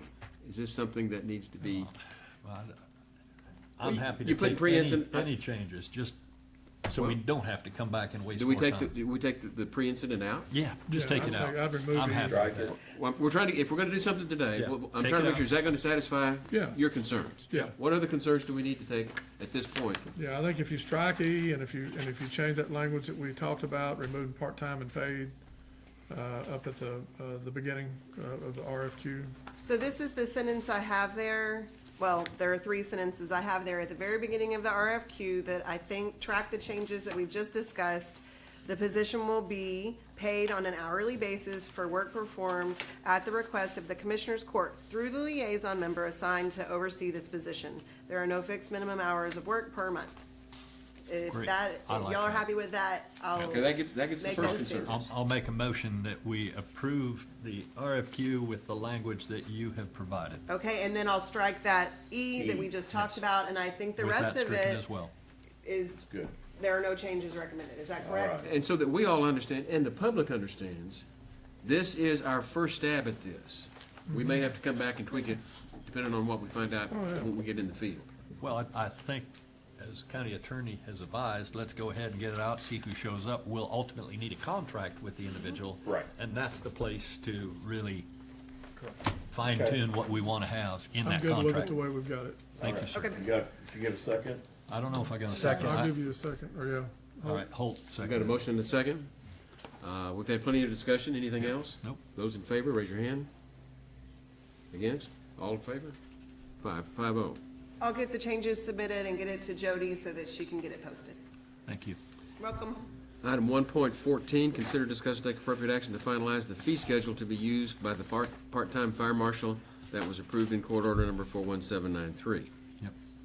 All right, well, I'll make the motion that we approve the fee schedule that was modified by outside counsel, and I forget their name, but anyway, Nick McCaney. yeah, that we accept the permit and fee schedule that they've modified, which I think they did a great job with. I like it the way it's written, and that takes into account there's a lot of things that other county fire marshals might do, ours is not going to do, so it just makes it a lot clearer, because right now our court order approved that, you know, we would adopt a permit and fee schedule similar to Kendall County's permit and fee schedule. Well, theirs is far more comprehensive and covers a lot more area that we intentionally discussed and said we don't want. So the latest form, I think, does a great job of restricting the duties and any possible permits and the fees associated. I do like the fee schedule, but I have one question. Yep. Y'all had said at the very beginning, we could not have a fee schedule until we had a fire marshal. It can't be enforced. I mean, you can adopt the fee schedule now, but there's not going to be any enforcement of it or use of it until a fire marshal is put But in we're running place. contemporaneous tracks today. We can do this, right? Yeah. That's the idea. I got it. So it's okay to go ahead and Yes, sir. adopt it Yeah. prior Yes, sir. to actually having a fire marshal? Yes, sir. Okay. Because, I'm and good. again, I remind you, in essence, the court order that's already in place adopts a fee schedule, permit and fee schedule, similar to Kendall County. It's just not real clear specifically what that means, and this clarifies it. There are a couple of blanks in here that I don't know the answer to. As used in this fee schedule, the adopted fire code means the International Fire Code, and it gives a blank for the addition, as adopted by Kerr County Commissioners Court, order dated blank, together with any local amendments thereto. So I'm not really sure what to include in there, and that may pump the brakes for today, I'm not sure, because Where is that? look, it says adopted fire code right in the second section. These blanks.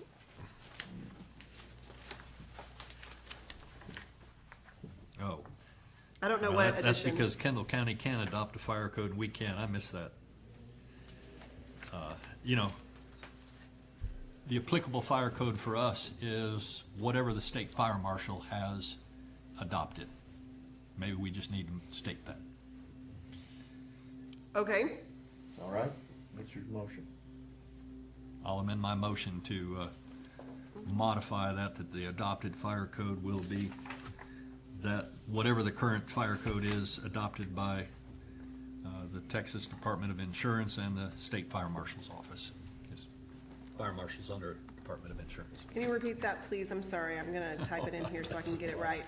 Well, what did I say? By the insurance, The adopted fire code applicable to this fee schedule means whatever fire codes have been adopted by the Texas Department of Insurance and the State Fire Marshal's Office, period. I'm gonna include that language that followed it, that said together with any amendments thereto. I'll take Oh, out there the you go. local part, but That's that fine. provides an opportunity for us to Sure. just follow along. But we can't adopt a fire code. We're too small of a county, and we're not adjacent to a county that's of 250,000 to where we could adopt our own fire code. So we will always be subject to whatever the latest edition is that the State Fire Marshal's Office. Yeah, that'll has change, approved. because right now they're operating under 2021. Well, that's what I said. They're working on it, because they're going to adopt the 24 editions Right. of NFPA 1 and 101, or is it 100? But anyway, yeah, it will change. You need a second to your motion? I think I do. Do you have it, do you have it, but the second blank, Well, we don't need any of those blanks. So this is how I've We don't need to modified that. specify which edition it is today. Let's just say whatever that currently is. So I put, as used in this fee schedule, the adopted fire code means the fire code adopted by the Texas Department of Insurance and the State Fire Marshal's Office, together with subsequent amendments thereto. Perfect. That's a good catch. Okay. So you gotta, Need Okay. a second. Second to your motion. Yeah, well, I already made the motion. We've got a motion and a second. And the only comment that I would make is that this is very time-consuming and tedious work in open court to fine-tune these things. And perhaps what we ought to do is think in terms of coming to us with a more complete draft that we can talk and work on it at one meeting, and then come back and finalize it, instead of just cramming everything through at one time and doing all this back and forth. This is very cumbersome. Yep, it's been difficult, but that's the nature of It it. doesn't have to and be. the- We can just set it up so that we get a good draft and we get something finalized that we can bring back and just rubber stamp like we do other stuff. It can be done. Anything's possible. This has been before the court how many different times? Well, let's just stop and take a deep breath. all right, you got a motion and a second. Yeah, let's just take a vote. Those in favor, raise your hand. Okay. Okay, let's move over to item 1.23. Mass gathering permits.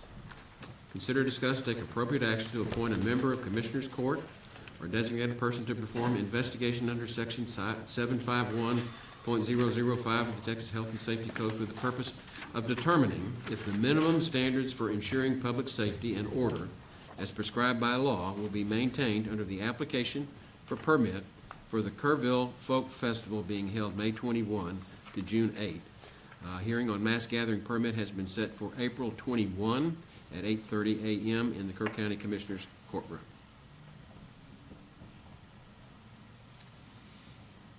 Which precinct? You gotta do that every time, Tom. That's right. That's right. Whatever. We all know where it is. Well, we do. Well, I move We do. we Can we appoint move that precinct location? one No, commissioner. we can't move the location. I did it last time. You did that because you were the newbie. I did You Easter needed to Fest do last. one. Anyway, I don't care. You did the Folk Fest last I time? did it. Oh, Went out there we and can met have it with them. again. Well, Yeah, they this do have this experience. last year. Experience. I don't mind it. It's not my jam, if you will, but I don't mind going out there and meeting with them again. I've established a You relationship. don't have to, you meet with. Well, I know they did get a second, so. Well, they get, the reports come in, he just went out and checked it before the reports. What was your motion? To appoint Commissioner Jones. Well, it just died from a lack of seconds. No, I'll second that. Okay, well, we got a motion. Does anybody want to amend the motion? Looks like a cram down to me, Tom. Oh my gosh. You got a man online saying he wants to do You gotta it. get here 20 minutes earlier. Okay. Well, we're gonna stand Commissioner Jones in the corner. Any other discussion? Those in favor, raise your hand. Sorry, Tom. Did you raise your hand? It's gotta be done. No, I didn't raise Oh. my hand. Those opposed, raise your hand. Okay, 4-1. Exception noted. Okay. 1.24, consider, discuss, and take appropriate action to approve an interlocal agreement for mutual aid and disaster assistance between Kerr County and Kimball County. This is no-brainer stuff now. You gonna make the motion? Would you? I'll like make a to? motion. I'll second. Got a motion and a second. Any discussion? Those in favor, raise your hand. Unanimous. 1.25, consider, discuss, and take appropriate action to approve an interlocal agreement between Ingram ISD and Kerr County for the transportation services and short-term reunification and sheltering during an emergency. Move for approval. Second. Got a motion and a second. Any discussion? Those in favor, raise your hand. Unanimous. 1.26, consider, discuss, and take appropriate action to approve a letter agreement with the Inn of the Hills Hotel and Conference Center to reserve up to 15 rooms to be used in the event of emergency evacuations due to a hurricane. Valid dates June 1 through December 1, 2026. I move for approval. A second. Got a motion and a second to approve the letter of agreement with the Inn of the Hills for the emergency evacuation for hurricanes. Any discussion? Yeah, the only thing is it only hurricanes, or would it be any sort of disaster event? I think it's only hurricanes. Really? Due to. Historically, that's what we've done, but if we have something else, we can always come back and add that to it. Okay. Okay. Any other discussion? Because I think it contemplates people coming from the coast. It does, Yeah, yeah. it Yeah. Okay, those in favor, raise your hand. Unanimous. Item 1.27, consider, discuss, take appropriate action to ratify and confirm the Texas Department of Agricultural affidavit for the Home Delivered Meals Grant Program for the Dietert Center. I move for approval. Second. Got a motion and a second. Any discussion? Those in favor, raise your hand. Unanimous. 1.28, consider, discuss, take appropriate action to ratify and confirm the Texas Department of Licensing and Regulation designated agent form for the for the Hill Country Youth Ranch Event Center Indoor Arena Renovation Project. I move for approval. Second.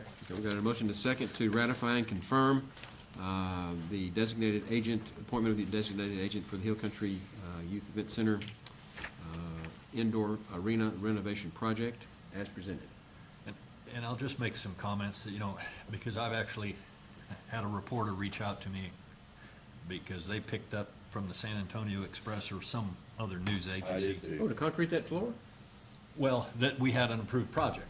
And of course, we don't, but we've done all of the architectural and engineering studies to have an approved project for whenever this court decides it's time to move forward and funding can be secured under whatever form it might be secured. And that reporter, or that news agency reported it was a go, Well, anyway, I'm It was just all- saying, so that the public knows it's standard.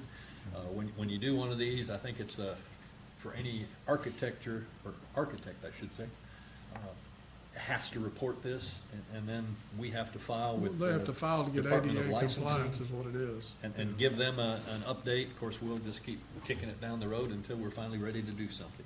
Right. And I'm assuming that something similar will happen because we drew up plans for 550 Earl Garrett. I'm not sure if that's come before the court or not yet, but I'm guessing it will. Okay. So, first of all, do we have a motion and a second? Yes. I'll make sure. I think we did. Okay, Didn't I good. make it? Then the only thing that I would do is, so that the public and the media understand, I think the court, it's pretty clear that the court believes that this is something that we need to do at some point. And I'm looking at the members of the CIP that were here when we started this whole process. This is something that we would like to do, but we don't have the money to fund it yet. I know they want to make it newsworthy, but that's all there is. This is on our wish list to do. And as soon as we get the opportunity, we'll come up with the details of how to do it. Yeah. So with that, any other discussion? Those in favor, raise your hand. Unanimous. 1.29, consider, discuss, and take action on an order expressing official intent to reimburse with tax-exempt obligation proceeds for costs associated with various capital expenditures. Now, this comes from the auditor, and she's explained it to me. This is what we do every year. This is when we can do this with the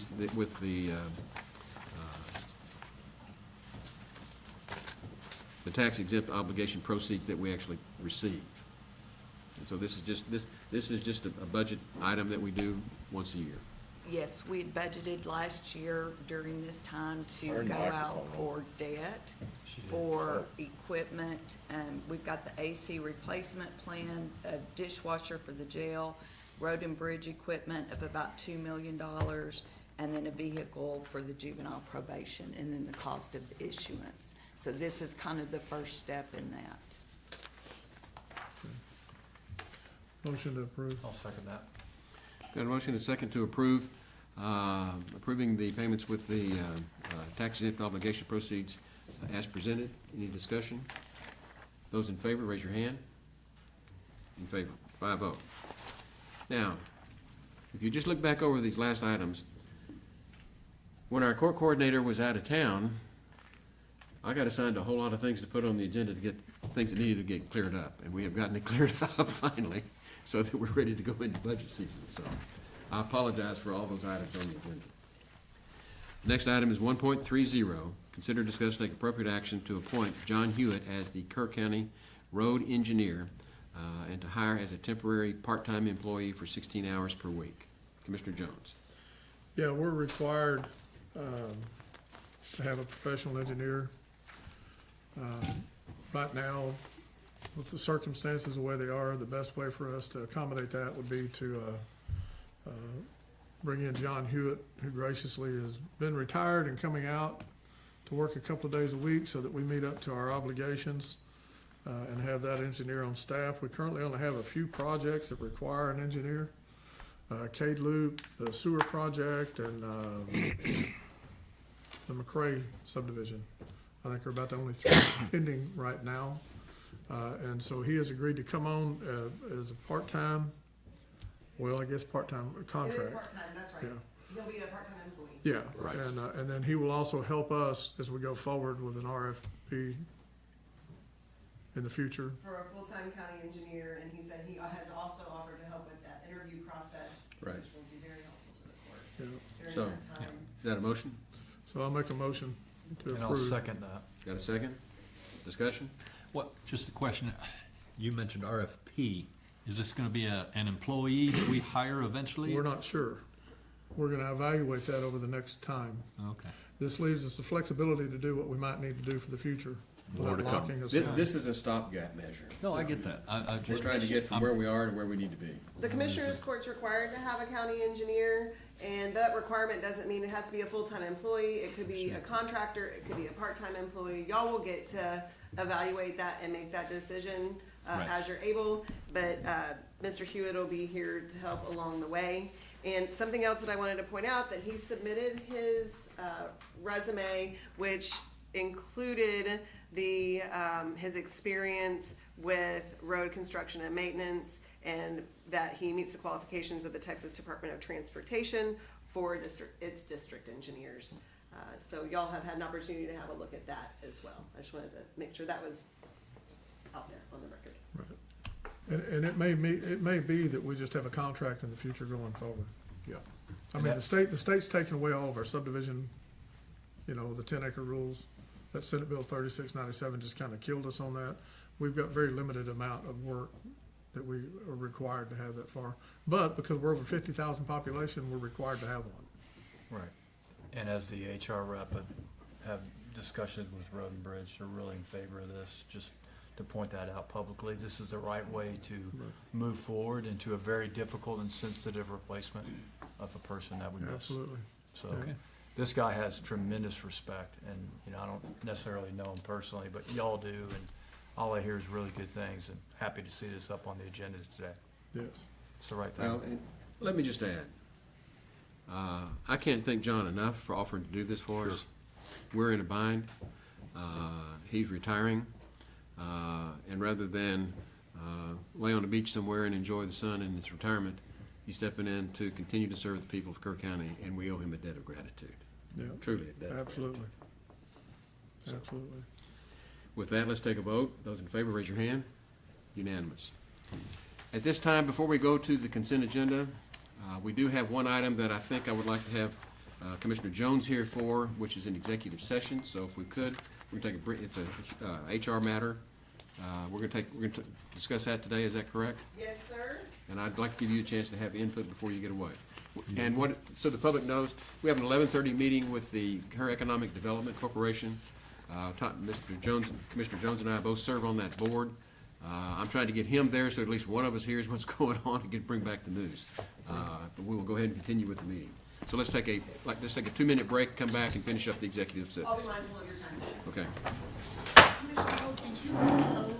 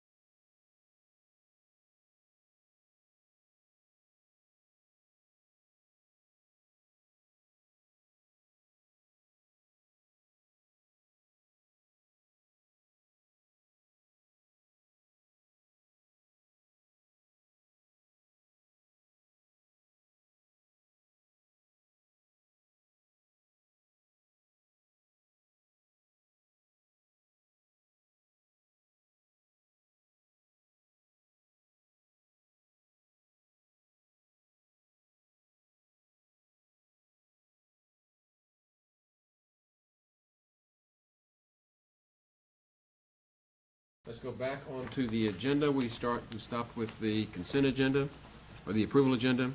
And we'll go to 2.1, which are budget amendments. You have 5 budget amendments in front of you, one in which the auditor is certifying its new revenue. Move for approval. Second. Got a motion and a second to approve the budget amendments as presented. Any discussion? Those in favor, raise your hand. 4-0. 2.2, pay bills. Yes, invoices for today's consideration amount to $1,957,650.21. I move for approval. Second. Got a motion and a second to approve approve the bills as presented. Paying the bills as presented. Any discussion? Those in favor, raise your hand. 4-0. 2.3, late bills. There are not any. 2.4, auditor reports. Yes, you were emailed a audit report for the Environmental Health Department, and we're asking that you accept the audit report. I'll move to approve. Second.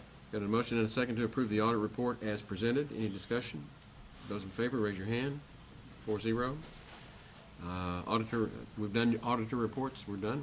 Okay. Accept monthly reports. Yes, for January 2026, Veteran Services Office, Director Jenna Sanchez. February 2026, Veteran Services Office, Director Jenna Sanchez.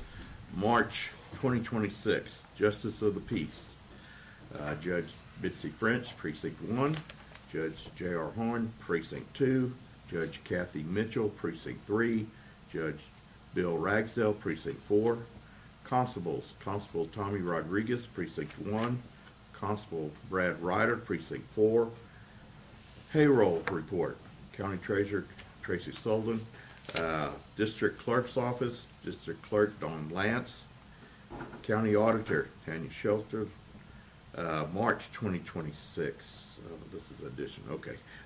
Kerr County Environmental Health, Ashley Vatters. I move for approval. Second. Got a motion and a second to approve the monthly reports as presented. Any discussion? Those in favor, raise your hand. 4-0. Court orders, number 2.6. I have reviewed 23 proposed court orders, 21 from the March 23rd meeting, which are numbered 41830 through 41851, and then 2 from the April 1st meeting, which is 41852 and 41853.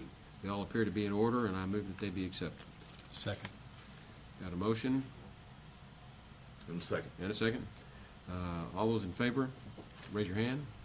Okay, 4-0. Let's move on to the information agenda. Status reports from department heads. There are none. Status reports from elected officials. Okay, Sheriff? Hey, just real quick, Judge, since you were talking about the budget, I'm gonna try to keep y'all updated. As we all know, nothing new fuel. We're in good shape, but we run like 60 units, so my average bill from October to February it's about $17,700 for fuel. Last month was 21,200. We're about almost $4,000 higher than our normal. We're still in good shape. Got a little extra. You know, how long is this going to go? I don't know. We're hoping we go down, but as we enter the budget season, we're going to have to take a hard look at that for the next few months. But just kind of that's where we're at. Ms. Ellen, know about the flood. Yeah. Yes, sir. Any other elected officials? Liaison commissioners. Nothing here. Jeff? Nope. Just one update, OSSF meeting with Ashley Batters. Couple different things. One, they're working an issue out in precinct 3 near precinct 2 about a business that needs probably a harder look by both Bobby and them. Without going into a lot of detail, aware of it. They need to be in compliance with a number of RVs, basically. They have on their place, and they're exceeding it in how they do proper disposal of their waste material. So, good report on that. She's also going to have a future agenda item from OSSF about permitting for OSSF. We're one of the few counties that don't do that, but she'll bring it up to the court in the future. Good. That's it. Anything else? Well, I'm gonna do one. This is about the only time I get to tell all of you at one time about the wreck I had on April the 2nd. Yeah, I thought you got a new truck. Tom filled me in That's a not my little bit. truck, that's my son's, one of his Right. extra trucks in his fleet. I'm in the process of getting a new truck, mine was total. But I was in the inside lane on 290 headed into Johnson City.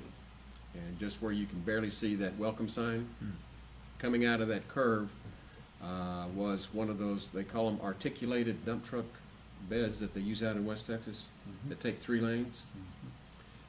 Coming toward me, and before I even noticed, even saw it, one of those round circles that they use for cabling on it, on the side that protrudes out, did not hit the hood of my truck, but it hit the post where the windshield is, and came back and split it just like a sardine can.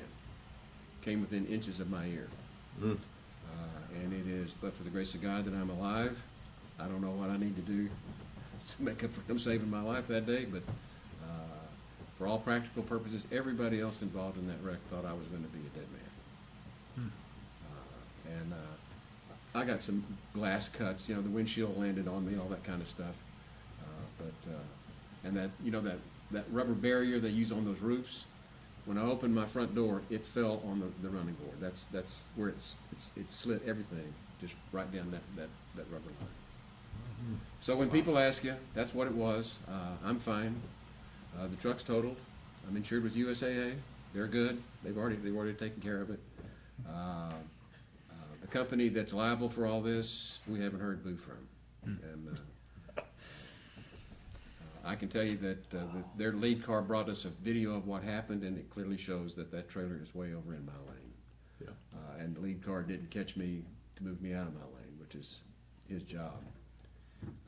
And I didn't see it. All I heard an explosion, and then glass ran in on me. Yeah, sure. But so when the public asks you, it's all public knowledge now. I've disclosed it. Everybody tell the story. You can make up what you want to about it, but it happened so fast that I didn't even have time to react. I didn't even have time to be afraid, to tell the truth.